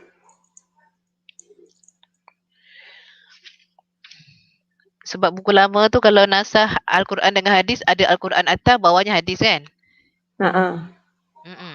Okey, respon yang saya terima daripada panel berkaitan dengan hal ini, saya dah rujuk panel lah berkaitan dengan hal ini, di mana untuk nasah ini panel NSK, iaitu pada bahagian naskah sedia kamera, mereka menyuruh ikut kepada buku asal sebahagian besarnya. Sebahagian besarnya kita dah ikut buku asal, maksudnya buku lama lah. Okey. Mungkin kita tidak sediakan, nanti saya rujuk kembalilah tentang kenapa tak ada hadis ini. Cumanya ada hadis yang berulang lah. Contohnya macam hukum haram ziarah kubur ni, kita dah nyatakan pada bab yang lalu. Macam tu, Ah. ada yang kita dah sentuh. Okey, seingat-ingat saya lah ketika kami bincang tentang, ketika kita semak juga tentang bab ini, berkaitan dengan muka surat jugalah. Maksudnya kita nak masukkan tapi muka surat tu tak tahu dah nak apa, nak senggat tu dekat mana. Tak tahu dah nak celah-celah tu dekat mana. Okey, tapi kalau ada makluman khusus daripada panel berkaitan dengan jawapan ini, saya akan share dalam grup lah nanti. Tapi setakat ini yang saya paling ingat adalah berkaitan dengan muka surat lah. Di mana muka surat kita ni tak cukup. Kita nak masukkan tapi tak boleh nak masukkan semua. Kalau ikutkan Maknanya samalah. Dia kena stick pada muka surat yang dalam bidang apa? Dalam bidang nasah. Boleh Kak Izzah? Saya tersekat-sekat. Okey. Boleh. Dalam bidang apa tadi? Dengar. Dengar. Okey, maknanya dalam bidang usul fiqh ini sebenarnya babnya panjang. Okey, penulisnya memang menghuraikan dengan lebih teliti dalam bab ini. Tapi bila muka surat tersebut terpaksa dipotong, maka ia menjadi ringkas lah. Yang saya dapat ceritakan begitulah. Kenapa dia ringkas? Sebabnya begitulah. Pada asalnya memang panel menulis dengan lebih banyak lah maklumat yang ada dalam tu, tapi terpaksa dibuang-buang. Terpaksa kita kecilkan lah, kita ringkaskan lagi lah. Maksudnya terpaksa kita ringkaskan lagi. Tapi jika ada jawapan yang lebih khusus daripada panel, mengapa tidak disertakan contoh-contoh, nanti saya maklumkan. Setakat ini yang saya tahu memang bilangan muka surat kita. Sebab tu kita kena kecilkan, kita kena ringkaskan bahagian inilah. Sebab bendanya dah keluar muka surat sebelum ni. Sebab bendanya ada yang dah keluar. Ada yang dah keluar tapi ada yang tak keluar lah. So maknanya kita boleh juga rujuk KBSM lah untuk jadi panduan kita lah kan. Bagi untuk penerangan kepada murid lah. Penerangan. Jadi maknanya kalau budak tanya, kita adalah dia punya stand kita, tahu tak? Maksudnya tak adalah, Ustazah pun tak tahu, macam tu lah kan. Okay. Okay. Sama lah macam yang kita, dua panel yang telah 2 hari ni pun menyatakan bahawa buku teks ini sebenarnya panduan kepada murid lah. So kita sebagai guru ni, kita tak boleh 100% ikut buku teks ni. Maksudnya hanya dengan merujuk buku teks ni kita nak mengajar, tak boleh. Kita kena cari rujukan tambahan lain supaya ilmu yang kita sampaikan tu sampailah kepada murid. Begitulah. Okey, jadi ada satu cadangan ni daripada Ustaz Mursyid. Dia kata, boleh. Ni khusus kepada jabatan lah ni. Dia kata kalau lain kali kita buat sesi bersama pakar untuk sharing. Betul. Tapi kan? pakar tu bukan saya tau Kak Liza. Ya dah. Saya tak pakar. Dia kata minta perkongsian bersama dengan pakar, terutama sekali. Dia kata ni kita keluar tajuk lah. Kita keluar tajuk, tapi ni penting juga sebab ni tajuk tingkatan 4 kan, muamalat. Dia kata muamalat, tajuk tersebut agak tinggi. Bagus juga ni idea ni. Nanti saya akan cadangkan kepada jabatan lah ya, Ustaz Mursyid. Jadi jangan risaulah. Cadangan ni kita akan bawa kepada jabatan. So kita tengok jabatan akan buat macam mana. Terima kasih Ustaz Mursyid kerana bertanya. Okey. Yang lain tak ada dah. Okey, saya rasa itu saja untuk bahagian nasah. Ada soalan tentang nasah yang Ustaz dan Ustazah nak kemukakan? Tak ada ya? Okey. Kalau tengok daripada refleksikan diri ni memang sangat-sangat membantulah untuk bahagian nasah ni. Okay, saya terangkan secara setakat ilmu yang saya ada dan juga secara tidaklah mendalam tentang semua bab lah. Mungkin seperti yang dicadangkan itu akan ada sesi lain lah untuk penerangan topik-topik tersebut. Ada akan tindakan susulan, insyaAllah. Doakanlah, doakan. Kita mampu kalau kita boleh bawa pakar, tu bagusnya kan. Sebab tu diorang hantar saya dulu Kak Liza. Sebab yang ni dia sikit je. Orang kedai kena cerita dulu. Betul. Nanti kalau dah bab besar-besar, kita kena panggil orang yang lebih arif lagi. Ya, betul. Saya rasa bagus juga tu. Nanti mungkin banyak pertanyaan. Okey. Seterusnya kita lihat dalam bidang fiqh. Saya rasa tak ada apa-apa isu sangatlah dalam bidang fiqh ni sebab dia sama seperti KBSM jugalah. Ya, ya. Okay. So untuk makluman Tajuk guru dalam bidang fiqh ini kita rujuk kepada kitab Fiqh Manhaji lah. So guru-guru boleh membuat bacaan lanjut lah dalam Fiqh Manhaji. Antara kitab yang dirujuk lah. Fiqh Manhaj lah ya. Okey. Yang ni pun tak ada masalah. So maknanya apa tajuk-tajuk ni semua sama ikut standard pembelajaran lah. Maksudnya kalau ikutkan akak buat ulang kaji malam tadi dengan buku KBSM lebih kurang sama je. Lebih kurang Cuma sama. cantik. Cuma cantik lah lagi, ada warna-warni. Budak tak bosan. Kita pun tak Betul. bosan. Nanti budak mesti dia sambil dia belajar ni dia membayangkan ni nanti nak pakai cincin macam ni. Okay. Cumanya saya suka selitkan kepada pelajar lah tentang isu semasa lah ketika mengajar bab perkahwinan ni lah. Okey, contohnya macam apa kena pilih suami yang bagaimana bertanggungjawab, isteri yang bagaimana. Contohnya kita timbulkan isu kan baru-baru ni ada isu tentang apa bukan kita kata suami tak bagus. Ini contohlah isu suami yang pukul isteri tu sehingga apa kandungan isteri gugur sehingga isteri meninggal. Itu antara isu yang kita boleh kaitkan lah. Dan dah lama saya mengajar bab kahwin ni Kak Liza. Akhirnya bila habis je topik kahwin ni, setiap tahun saya akan menerima respon, Ustazah, saya takut nak kahwin Ustazah. Akhirnya saya akan setiap tahun mesti ada respon yang macam tu Kak Liza. Saya pun jadi takut pula nak mengajar budak ni. Saya salah ajar ke sampai dia takut sangat nak kahwin ni. Akak pun macam tu juga. Takutlah, terutama yang perempuan lah. Takutlah nak kahwin. Nanti persoalannya, nanti kau dapat lelaki macam ni Ustazah. Kita pula yang nak kena ni. Okay, sebab tu nak kita cakap dengan dia. Sebab tu awak kena cari orang yang ada ciri-ciri yang Islam dah tetapkan ni. Macam tu lah. Ya. Okay, so contohnya dalam bab walimatul urus pun boleh kaitkan dalam tentang apa pandemik yang kita adakan sekarang. Contohnya perbezaan di antara walimatul urus yang dulu dengan sekarang. Contohnya macam sekarang ni kita apa kahwin online pun ada. Apa nak pergi apa akad nikah kalau dulu kita apa bawa satu bas. Sekarang ni mak ayah kalau pengantin lelaki tu mak ayah pun tak boleh tengok kadang-kadang kan. Yelah isu pandemik sekarang ni boleh jadikan isu tu soalan kebat tu boleh keluar tu. Okay. So yang ini banyakkan lakukan saranan saya kepada guru lah. Banyak lakukan aktiviti lah bersama murid untuk supaya pembelajaran tu lebih aktif lah. Supaya nampak lebih seronok. Kalau apa mengajar kita secara cok and talk je nanti budak akan rasa apa bosan lah. So bila kita libatkan budak yang cari contohnya macam apa tentang isu mas kahwin ataupun mahar tadi, budak cari contoh-contohnya maka budak akan rasa seronok lah. Bila kalau kita perasan bila pelajar dia bentang bersama rakan pelajar dia pelajar lain dia akan respon tau. Contohnya kawan dia bentang, yang lain tu dia akan respon kawan dia akan rasa macam suasana tu meriah lah. Cuba kalau kita yang bentang dalam kelas tu, budak kita bunyi pun tak kadang-kadang. Contoh macam tu lah. Okey Ustazah, ni ada satu soalan. Dia kata mohon pencerahan daripada Ustaz Khairul Hidayat. Mohon pencerahan tentang keadaan-keadaan yang mewajibkan mahar misil yang pertama. Mahar misil.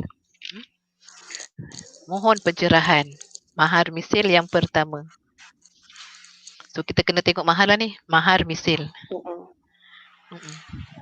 Keadaan-keadaan yang mewajibkan mahar misil. Dia kata contoh yang pertama apa dia kata mahar tadi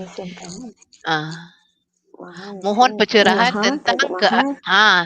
tentang keadaan yang mewajibkan mahar misil. Dia kata yang pertama muka surat 134 di bawah tajuk keadaan yang mewajibkan mahar misil yang pertama iaitu telah berlaku persetubuhan. Dia minta pencerahan.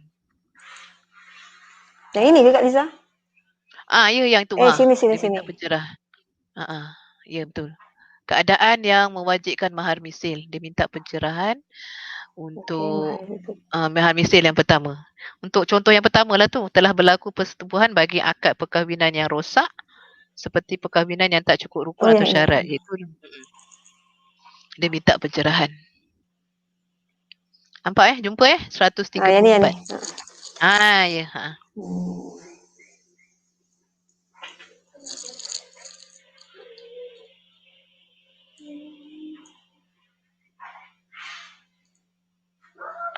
Okey. Saya tak berani lah Kak Liza nak terang sebab yang ni bukan bab saya. Mungkin saya boleh rujuk kepada panel lah. Risau pula Jadi kalau saya terang salah nanti. Ustaz Hairul Hidayat. Jadi saya rasa Ustaz Hairul Hidayat ni perlu tanyalah dengan orang yang lebih mahir kot. Tanya-tanya dengan Tok Kodi ada kat situ ke? Sebab kami memang minta maaf lah ni sebab takut nanti tersilap bagi fatwa pula berdosa lah pula. Okey. Mungkin boleh rujuk kepada kitab-kitab lah. Saya nak kalau saya terang dalam kelas saya berani lah terang, tapi bila nak terang umum ni saya takut salah pula info saya nanti Kak Liza. Okey, so cadangan saya mungkin boleh rujuk dalam misalnya kalau bab-bab ni berkaitan dengan hukum hakam ni saya minta saya akan rujuk dalam mufti wilayah tu lah. Dan mufti wilayah tu kan dia ada keluarkan tentang ada orang tanya soalan, mereka akan keluarkan hukum berdasarkan permasalahan tersebut. Okey, minta maaf lah sebab saya tak berani nak menjawab soalan ni lah. Okey, minta maaf ya Ustaz Hairul Hidayat. Okey. Tak ada soalan lain. Semua kata ajar syariah ni takut. Betul sebab dia berkaitan dengan isu semasa. Contoh kalau kita salah ajar Kak Liza, dia akan benda tu akan sampai bila-bila budak akan pegang. Budak-budak akan ingat kan. Lepas tu bila contohnya kita baca kita faham lain, susah juga. Contohnya kalau dalam bab kahwin ni biasanya kita bukanlah pakar dalam bab ini kan. So saya akan sebelum ajar tu saya memang akan merujuk dalam laman web syariah tentang contohnya kalau ada atal-atal ke kita akan share lah benda tu. Tapi contohnya kalau macam Ustaz Hidayat terjah soalan macam tu mengejut pada saya tak berani nak jawab. Sebab saya tak ada pembacaan. Adalah dulu baca tapi dah tak berapa ingat lah. Susah lah kita nak jawab. So kalau nak rujuk pun kita terpaksa lari ambil masa lah Ustaz Hairul Hidayat ya. Minta maaf banyak ya Ustaz Hairul. Ustaz Hairul dah respon dah baik. Ustaz Hairul tu bukannya apa Kak Izzah. Dia pun orang penting juga tu. Hebat juga Ustaz Hairul tu. Okey. Dia hanya orang hebat saja boleh keluarkan soalan hebat. Okey. So, yang ni semua sebenarnya adalah samalah macam yang kita belajar ketika KBSM dahululah. So termasuk pembubaran semua malam tadi seperti lalu tengok sama aja. Kalau contohnya saya ambil contohlah bila saya mengajar tentang harta sepencarian ni. Okey, samalah saya pun tak ada, maknanya kita pun tak ada basic. Kita tak ada info lah. Maksudnya bila kita belajar degree dulu pun tidaklah diterangkan dengan lebih lanjut tentang harta sepencarian ni. So bila kita nak mengajar kepada murid ni, saya akan ulang kaji dahulu bab ini. Saya akan cari, maknanya kalau mahkamah menyatakan harta sepencarian ni macam mana. So bila kita dah kuat sikit kita punya stand tu, bila kita nak mengajar dengan murid kita lebih yakin lah. Kita akan lebih faham lah. Sebab nanti budak mesti akan tanya kan pelbagai soalan berkaitan harta sepencarian. Jadi kita kena ready Antaranya hari tu saya mengajar murid tanya tentang berkaitan dengan harta. Memanglah bab ni berkaitan dengan harta yang mana saya dah lupa dah.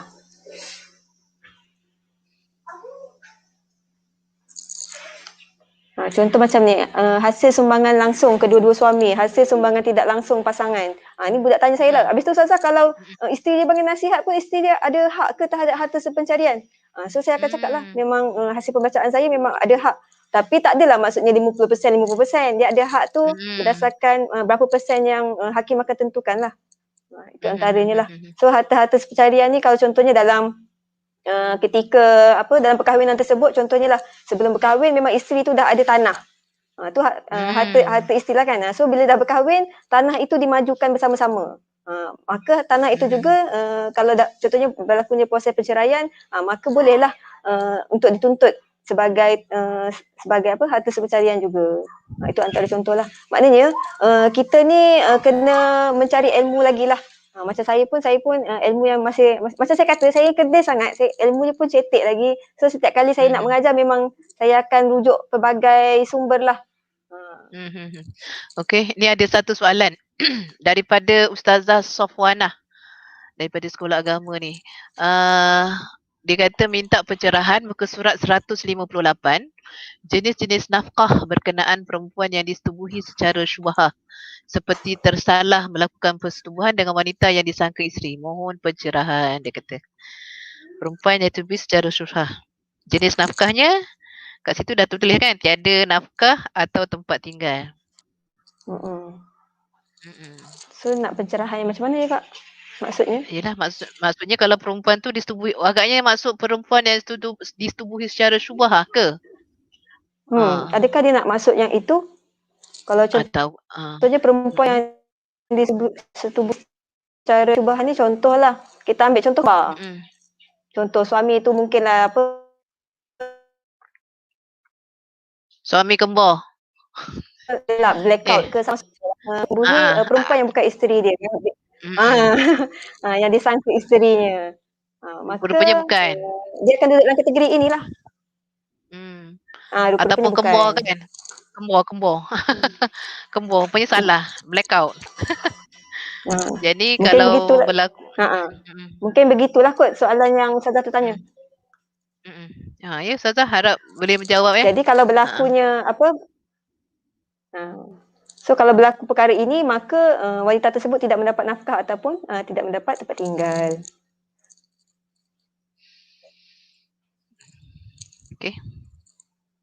Okey. Yelah dah tersalah kan. Takkan nak bagi nafkah dah tersalah. Betul lah. Tersalah tu takkanlah.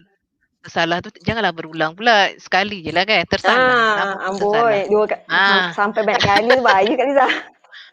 Sampai banyak kali tu dah bukan tersalah dah tu. Okay.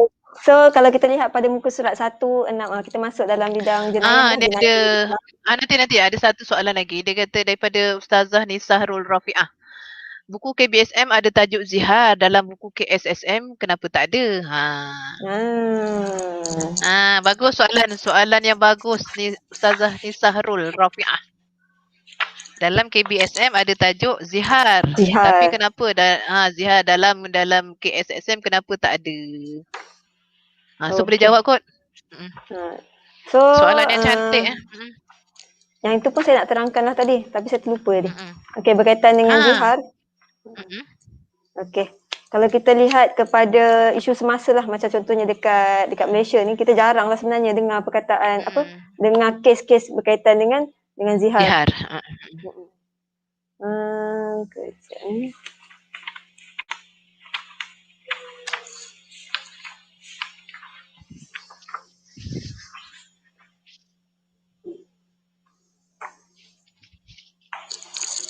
Okey.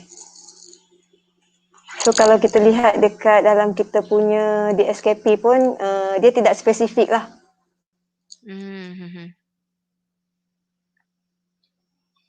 Dia bukan di bawah tajuk tertentu maksudnya. Di dalam tajuk anak kecil je lah. Contohnya macam dalam tajuk pembubaran ni, tapi dia tidak dinyatakan dia tidak huraikan, maksudnya dalam DSKP ni mereka tidak minta apa yang perlu dimasukkan. So panel bebaslah untuk masukkan apa yang berkaitan dengan tajuk. So dalam berkaitan dengan zihar tadi, kami merasakan ia tidak berapa isu tersebut jaranglah berlaku dekat Malaysia. So kalau kita ajar murid ketika KBSM dahulu pun, murid selalu minta contoh lah, apa contoh. Kalau kita bagi contoh kan selalu kan contohnya ayang ni cantik lah macam isteri abang. Nanti pelajar akan tanya kita, Ustazah yang itu zihar ke? Pelajar confused lah. Kenapa kita tak berkaitan dengan zihar ni, saya teringat saya baru je ajar tajuk PQS. Kalau tak silap, bidang pengajian Quran. Dalam ayat tu dia ada sebut tentang zihar kan. So secara tak langsung saya terangkanlah kepada anak murid tentang zihar. Mungkin dalam tajuk PQS bidang pengajian Quran tu dia dah ada tajuk-tajuk macam ayat tentang zihar kan. Jadi rasanya mungkin tak perlu sangat dimasukkan dekat sini kot. Mengikut panel tu. Kalau guru nak ajar pun tak ada masalah pun. Tapi kiranya bila benda tu tak ada dalam buku teks, maka dia tak akan masuklah dalam kita punya soalan-soalan SPM lah. Okey. Kemudian soalan lain ni Ustazah ya, masih di muka surat 158. daripada Ustazah Zainab Muhammad, dia tanya tajuk jenis nafkah tu macam tak berkait dengan tajuk besar iddah. Dia kata jenis nafkah yang kita baca tadi tu, dia kata macam okey. tak berkait dengan tajuk iddah, tajuk besarnya iddah. Tu soalannya. Kemudian Okey. so macam mana nak ulas? Tapi kalau kita lihat Kak, kalau contohnya kita boleh bila kita terangkan iddah, kita boleh kaitkan terus sebenarnya dengan nafkah. Maksudnya bila Ya, dalam betul. tempoh iddah itu apa nafkah-nafkah yang seorang isteri tu akan dapat. Bagi saya tak ada masalah pun sebenarnya. Okey, kemudian soalan seterusnya muka surat 146. Muka surat 146 daripada Ustaz Muhammad Bakhtiar. Dia kata huluk bukan ke termasuk dalam jenis talak bain kubra. Dalam buku diletakkan dalam talak bain sugro. Mohon penjelasan. Muka surat 146. Dia kata huluk bukankah termasuk di dalam, kalau buku lama lah ni, jenis talak bain kubra. Dalam buku ni diletakkan dalam talak bain sugro. Mohon penjelasan. Okey.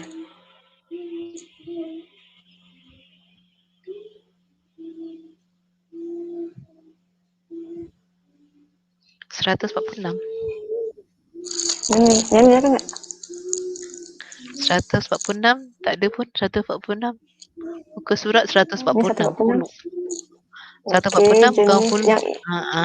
Dekat sini kot yang Ustaz tengah cerita. 100 mana? 146. Talak. Yang Talak dekat bain keterangan sugro. ke? Agaknya dah keterangan. Isteri diceraikan dalam keadaan belum disetubuhi. Tempoh iddah telah tamat bagi talak 1 dan 2 atau isteri telah diceraikan dengan huluk secara dan huluk fasah. dan fasah. Dia kata huluk ni bukan ke talak bain kubra. Dalam buku talak bain sugro. Mohon penjelasan. Sama jugalah Kak. Yang ini pun saya kena pas jugalah, saya tak berani nak terangkan. Okey. So minta maaf lah pada rakan guru sebab Ustaz Muhammad sebab Bakhtiar, tajuk ini bukan yang ini adalah rakan panel saya lah yang lain lah yang buat. Okey. Tapi kita kena bawa panel. nanti akan bawa panel. So sebenarnya hari ini fokus utama saya adalah saya nak terangkan secara sepintas lalu sahajalah. Untuk penghuraian yang lebih khusus, kita boleh cadangkan kepada bahagian untuk panggil panel yang lebih arif lah untuk menerangkan. Saya hari ini hanya menerangkan secara terperinci, secara ringkas sajalah. Ini kita bedah-bedah je. Bedah-bedah sikit-sikit je. Kalau tanya banyak-banyak, saya ni ikan bilis je, tak boleh nak jawab dengan lebih terperinci lah. Okey. Kita teruskan tentang jenayah. So tak ada soalan lain. Okey. Jika nanti mungkin saya boleh panjangkan kepada ahli panel berkaitan dengan hal ini. Mungkin kalau ada apa-apa perubahan ke, saya akan maklumkan dalam grup kita lah. Nanti kalau ada alat ke kan, maklumlah kan. Takut penyemak. Tetapi kalau diikutkan sebab panel yang menulis ini berkaitan dalam bidang syariah lah. Memang dia merujuk kepada kitab-kitab tentang sesuatu isu tersebut dan telah melalui tempoh semakan lah. Kalau pada pendapat saya sepatutnya benda ni tak berlaku kesilapan lah. Tak ada kesilapan. Mungkin boleh ikut Kak Liza. Saya menjawab begitu kot. Okey. Kita teruskan. Okey. So saya terus masuk dalam bidang seterusnya kot Kak Liza. Kita masuk bidang yang kelima, boleh? Boleh. Untuk sedikitlah tentang jenayah ini, dia ada pengulangan fakta lah. Okey, kalau maknanya saya terangkan, saya tak boleh nak terangkan secara lebih jitu lah dalam sesuatu bab, sebab yang ini bukan berkaitan dalam bidang saya lah. So macam yang saya katakan tadi, kita minta bahagian lah untuk uruskan lagi program supaya dapat menjemput panel yang lebih arif untuk membahaskan tentang topik-topik tersebut. Nanti panel tu mungkin dia bercerita yang ini menurut karangan Wahbah Zuhaili, yang ini menurut pandangan siapa-siapa, begitulah. Okey. So yang muka surat berapa tu yang berlaku Berlaku Kalau apa? kita lihat pada muka surat 169 ini dalam bidang dalam bab zina, so definisinya sama seperti yang kita belajar ketika Oh, bab yang kita menjauhi zina belajar. tadi. Oh, ha. Begitulah. So samalah. Sama Hmm. juga seperti dalam minum arak juga. Ha. Yelah, ada So benda nama pun istilah kan? bendanya Istilah mesti. bendanya sama. Okey. Kemudian saya ada satu soalan. Ni perundangan Islam ni kita nak sentuh tak sejarah perundangan Islam? Dulu kan Perlu ke Kak Liza? kalau ikut KBSM, tajuk Mahkamah Syariah di Malaysia tu terletak di bawah fiqh kan? Sekarang ni ikut KSSM, Mahkamah Syariah ni dia letak diasingkan, dia letak di bawah sejarah perundangan Islam. Ini sebab mungkin kita ikut DSKP lah. Oh, dah buat kajian dah ni agaknya kan? Yang ni semua kita ikut DSKP. Di mana kalau DSKP minta kita asingkanlah tajuk tersebut. Kita tak boleh nak memandai-mandai nak menukarnya lah. Yalah, betul lah. Okay. Sebab dulu dah terbiasa kan. So rasanya dalam bidang ini pun tiada isu. Kalau ada isu-isu boleh dibangkitkan untuk saya maklumkan kepada panel lah. Okay, so yang ini mungkin rujukan tambahan boleh guru-guru boleh rujuk kepada sistem perundangan pengenalan sistem perundangan di Malaysia. Dalam bahagian rujukan nanti ada diterangkan. Cumanya ketika kami menyemak bahagian ini, ketika kita sama-sama tengok bahagian ini, pada peringkat awalnya memang benda ni terlampau crowded sangat. Kalau kita lihat di sini, pada peringkat awalnya lebih crowded lagi. So sebab biasanya kalau kita lihat buku lama pun dia crowded. Punya isinya terlampau padat kan. So menyebabkan pelajar akan rasa macam malas nak baca. So yang ini adalah setakat yang bolehlah yang kami cantikkan supaya dapat menarik perhatian guru dan juga terutamanya murid lah untuk membaca bab ini. Dari segi backgroundnya beginilah. Okey, boleh ke Kak Liza? Boleh. Okey. Saya rasa dalam bidang SPI ni pun tak ada apa-apa masalah kot. Okay. Satu tajuk je kan? Satu tajuk je. Kalau yang lain semua dah yang lain dah diajar tingkat tempat. Tinggal sambungannya kat sini je lah. Kalau rakan guru rasa satu tajuk ni sikit sangat ni, patut buatlah 2-3 tajuk. Satu tajuk ni pun sebenarnya dah besar dah. Satu tajuk ni pun dah besar yang susah tajuk juga nak terangkan ni. Ya, tajuk ni pun very complicated. Kalau kita ngajar pun kita pun pening juga kepala. Okey, seterusnya dalam bidang yang terakhir lah. Bidang tamadun. Kalau kita lihat bidang yang ke-6, okey, ada 2 sahaja babnya, iaitu pada zaman Abbasiyah dan juga pada zaman Uthmaniyah. Okey. So ini adalah tajuk bidang barulah dalam PSI. Ketika dimasukkan bidang ini, saya sebagai guru pun saya rasa boleh ke nak ajar ni? Boleh ke nak ajar ni? Macam tu. Sebab kita ni kita dulu bukanlah belajar bab-bab macam ni kan. Tapi bila telah dimasukkan dalam bab ini dan ahli panelnya juga adalah merupakan pensyarah daripada UKM, mereka memang arif lah dalam bidang ini. Dan sebagai rakan guru, saya sarankan kalau nak mudahnya, antaranya boleh lihat dalam YouTube Ustaz Auni tu. Ustaz Auni tu dia menceritakan lebih detail tentang zaman-zaman ni. So bila guru dengar, dapatlah info tambahan. Mudahlah untuk terangkan kepada murid. Okey. Kalau akak pula masa keluar tamadun ni dalam PSI, dah lah usul fiqh susah. Tamadun pun susah. Selalu dalam tamadun PQS pun budak tak jawab. Ada 2 tajuk budak tak jawab ni. Ya Allah, hai. Tawakal je lah pada Allah. Habis apalah budak nak jawab tu. Sebab kalau tajuk akidah dia banyak membantu. Banyak membantu budak kan. Bila masuk tamadun tak tahulah budak. Dah lah sejarah budak tak apa suka. Lagilah tamadun. Betul. Lagilah dimasukkan PSI pula tu. Lagi dalam PSI pula tu dan yang lagi susah. Tapi tak apalah, itu cabaran buat kita. Seperti yang saya kata tadilah, pelajar-pelajar kita ni, kita sebagai guru je yang perasan perubahan tersebut. Mereka yang memang daripada KSSM, mereka dia kan baru belajar, so dia tak tahu pun bab ni baru masuk ke tak pernah ada ke. Yang penting yang dia nak tahu adalah bab ni memang dah ada, so dia kena belajarlah bab ini. So Ya dalam dah. topik tamadun Islam ini biasanya saya akan minta pelajar bentang lah tajuk-tajuk ini supaya mereka mencari info tambahan. Okey. Sama lah. So cadangan rakan kepada rakan guru, bolehlah minta bahagi-bahagikan tajuk supaya rakan murid-murid kita dia kajilah sendiri sebenarnya benda ni Ya, cerita betul tentang lah. apa. Ya, betul. Bukanlah kita je nak cerita pada dia kan. Saya pun setuju. Saya pun buat macam tu. Tajuk yang mudah ni kita suruh dia bentang. Jadi bila dia bentang dia pun dia faham kan. Dan tamadun ni untuk tamadun ni akak rasa tajuknya sangat menarik lah sebab ada tajuk zaman Bani Uthmaniyah kan. Kalau dulu dalam PKS dia tak ada tajuk zaman Bani Uthmaniyah. Jadi kita pun dulu kita pun tak ada belajar zaman Bani Uthmaniyah kan. Jadi kita pun kena cari info juga tentang zaman Bani Uthmaniyah. Jadi baguslah sangat Kita baguslah, pun belajar tambahlah. sekali sebenarnya. Kita pun belajar sekali, kita pun dapat maklumat sekali, kita pun dapat tambah ilmu. Okey. So kalau lihat di sini samalah. Yang ini juga pun ketika awal-awalnya kami rasa tepu sangat. Sebab dah lah sejarah kan. Dah lah nak kena baca. Lepas tu tulisannya macam ni. Tapi kita tambah baik, kita bagi colour-colour sikit supaya menarik minat budak lah untuk membaca.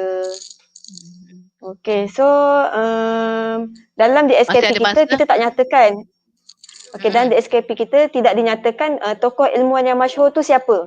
Okey, so inilah hasilnya panel merasakan inilah tokoh yang kita nak highlightkan kepada budak, kepada murid kita lah. Okay. Dan ketika itu kita bincang-bincang juga kita nak ambil tokoh siapa. Panel telah memilih 2 tokoh inilah. Kalau kita ambil banyak sangat nanti terlampau banyak budak nak kena ingat. Kita fokus kepada 2 ni pun saya rasa cukup lah. Ini pun ada tokoh-tokoh yang kita pun tak pernah dengar, kita boleh kaji balik kan macam zaman Osmaniyah ni, tokoh-tokoh ni mana kita belajar dulu kan. Lainlah bagi mereka yang ambil tamadun Islam di Universiti Kebangsaan Malaysia ke kan. Macam saya pun pengkhususan syariah, jadi saya pun tak berapa mahir juga. Kalau Kak Liza syariah, saya ni pengurusan pernikah Islam ni Kak Liza. Orang kata tak layak. Lagilah tak layak nak bincang bab-bab macam ni Kak Liza. Sama juga lah dalam bidang zaman Bani Uthmaniyah juga panel telah memilih 2 tokoh inilah yang dapat kita lihat. Okay. Sebab dalam DSKP kita tidak dinyatakan tokoh apa yang nak di-highlightkan. Bila kita ambil tokoh ni dan hasil daripada NSK dan juga semakan tiada perubahan daripada pihak-pihak atasan, mereka bersetuju. Maksudnya mereka bersetujulah untuk kita ambil bab ini, tokoh ini. Saya rasa itu sajalah Kak Liza tentang pengenalan. Okey, kita tengok dalam bahagian glossary. Okey. Yang pada muka surat 215. Yes. Okey. So guru-guru boleh rujuk kepada glosari inilah di mana glosari ini akan memberi pengertian kepada maksud-maksud perkataan. Contohnya kalau riba tadi apa maksudnya, sebatan tu apa maksudnya. Yang ini kita minta murid baca supaya lebih faham. Anak angkat ni siapa anak angkat? Anak dalam jagaan yang tidak yang tiada pertalian keturunan. Okay. So yang ini adalah rujukan lah yang saya katakan tadi. So rakan guru boleh melihat rujukan ini untuk digunakan untuk info tambahan lah. Contohnya macam kedudukan undang-undang Islam di Malaysia. Yang ini boleh belajar boleh kita gunakan untuk tajuk SPI. Itu antaranya lah. Peranan wakaf dalam pembangunan ekonomi Islam. Okay. So habislah menarik. Kita punya bedahan. Okey, ada lagi 10 minit. Ada apa-apa nak ulas? Ada apa-apa ulas? Seperti yang saya katakan tadi, saya ini insan yang kerdil lah Kak Liza, tiada ilmu tiada ilmu yang tinggi. Okey, cuma alhamdulillah lah Allah bagi saya pengalaman lah untuk terlibat dalam penulisan buku teks. Seperti yang saya katakan tadi, memang rakan-rakan lain yang banyak membantu saya. untuk menghasilkan buku teks ini. Jika ada salah silap daripada pihak kami mohon ampun dan maaf. Rakan-rakan guru bolehlah maklumkan jika ada pembetulan, contoh macam yang telah dimaklumkan sebentar tadi. Maka saya akan cubalah tanya, contohnya macam yang nasah tadi, kenapa tak masukkan ayat-ayat kan. Okey. Proses untuk membuatnya adalah satu proses yang panjang, di mana kita tak boleh ikut kepala kita sendiri. Kita ada orang yang menilai kita. Kalau mereka hadkan sedemikianlah yang kita follow, walaupun kita rasa yang ni buku aku, patutnya aku lah yang kena tentukan. Tak, yang ini adalah buku bersama. Semua orang ada tanggungjawab masing-masing untuk untuk menghasilkan buku inilah. Dan ramai mereka-mereka yang pakar, bukan saya yang pakar ya. Mereka-mereka yang pakar yang terlibat dalam buku inilah. Okey, semoga dengan adanya buku ini dapat memberi manfaat kepada semua orang lah. Untuk sambungannya nanti kita akan minta Kak Liza mungkin boleh panjangkan kepada bahagian untuk lebih deep dalam tajuk-tajuk tersebut. Itulah ni dalam ruangan chat ni banyak permintaan lah, minta jabatan buat siri kedua untuk apa? Untuk benar-benar faham, minta panggil pakar kan, sebab yalah kami ni semua guru-guru ni yalah ilmu pun tak ada, kena ngajar kan. Jadi kadang-kadang ada banyak persoalan yang persoalan-persoalan yang tak terjawab. So jadi dengan adanya pakar tu mungkin kita boleh buat sesi dua hala kan. Jadi nanti akak harap dengan akak sebut kat sini jabatan boleh dengar lah kan. Yelah akak pun sapulah akak pun sapulah, akak orang kecil juga. Jadi terima kasih banyak-banyak. Biasa Kak Liza, biasa dalam kelas bila budak tanya kita akan cakap dengan budak. Tak apa, ni nanti Ustazah tanya. Selalu saya akan cakap lah, nanti Ustazah tanya Ustazah Mahimun lah. Nanti Ustazah rujuk internet. So dalam ni pun samalah juga, saya pun akan cakap kepada rakan guru, nanti saya akan rujuk jugalah. Sama jugalah guru-guru pun kena sama-samalah menuntut ilmu lah. Jadi tak lupa ni nak ingatkan kepada pengunjung YouTube ni, jangan lupa subscribe channel SPI Selangor subscribe. Jadi terima kasih banyak-banyak kepada semua pengunjung-pengunjung yang bagi idea, bagi cadangan. Tanpa ustazah dan ustaz-ustaz sekalian, siapalah kami berdua ni kat sini. Kami ni semua orang kecil-kecil je. Kami bukan orang besar-besar walaupun badan besar. Fasihah badan kecil, saya badan besar. Jadi sebelum kita tutup, Ustazah Fasihah nak cakap apa-apa lagi? Ada Ustazah Fasihah? Ustazah Nur Fasihah? Dia tak dengar. Jadi sebelum saya mengundur diri, ada nak cakap apa-apa Ustazah Fasihah? Nah, kali terakhir sebelum kita tutup. Saya punya line tak berapa, tak apa okey lah. Kak Liza dengar ke? Dengar. Kak Liza dengar ke? Dengar. Dengar tak?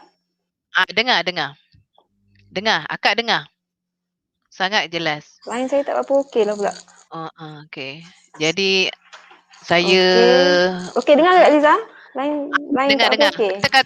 Kata-kata terakhir daripada Ustazah Fasihah mungkin harapan ke? Kejap dengar, kejap mati lah. Harapan daripada Ustazah Fasihah. Tak apalah Kak Liza. Yang terakhirnya semoga buku ini dapat memberi manfaat lah kepada semua orang. Okey. Jadi daripada saya, pertama sekali terima kasih kepada semua pengunjung-pengunjung yang dekat, yang jauh sampai ke Sabah, Sarawak. Terima kasih kerana bersama-sama dengan kami pada pagi ini. Jadi saya selaku moderator untuk program tashrih buku pendidikan syariah Islamiah pada hari ini, mohon maaf kalau ada tersilap, maklumlah sebagai manusia biasa sudah tentu saya tak lari daripada salah dan silap. Jadi terima kasih banyak-banyak. Jadi permintaan Ustaz dan Ustazah untuk kita buat sesi yang kedua, nak jumpa dengan pakar-pakar, nanti saya akan kemukakan kepada Jabatan Pendidikan Negeri Selangor, dan doakan semoga kita dapat berhubung dengan pakar-pakar tersebut untuk dapat kita teruskan untuk siri yang kedua. Sebenarnya saya pun teringin juga nak jumpa dengan pakar-pakar ni untuk bertanya banyak soalan tentang banyak bahagian. Jadi kalau jawapan tu daripada orang pakar, dah tentu dia akan memuaskan hati kita lah kan. Jadi harapan saya ialah jangan putus asa, teruskan belajar kerana saya pun walaupun saya mengajar, saya tetap belajar dan belajar dan belajar.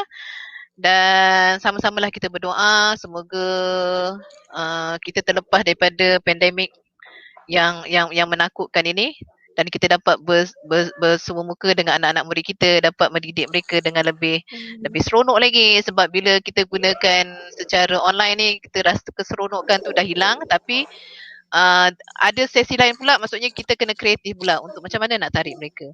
Jadi sebelum saya undur diri, saya ingin berikan sedikit pantun. Gugur menguning buah kuini, menghijau pohon subur dibaca. Majlis kita berakhir di sini.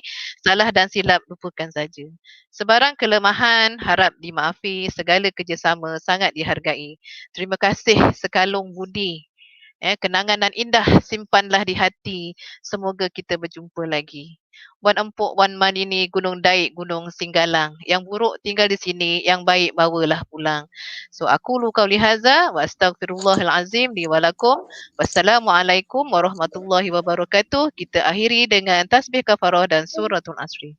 Bismillahirrahmanirrahim. Subhanakallahumma wa bihamdika asyhadu an la ilaha illa anta astaghfiruka wa Bismillahirrahmanirrahim. Wal asri innal insana lafi khusr illal ladzina amanu wa amilus solihat wa tawassaw bil haqq wa tawassaw. Terima kasih kepada ahli panel, Ustazah Fasihah dan semua sekalian. Semoga Allah terus merahmati dan meredai hidup kita dan perjuangan kita dalam meningkatkan pendidikan syariah Islamiah. Sekian, wabillahi taufiq hidayah. Assalamualaikum warahmatullahi wabarakatuh. Jangan lupa link kehadiran telah ada di situ. Boleh isi link kehadiran ya. Assalamualaikum.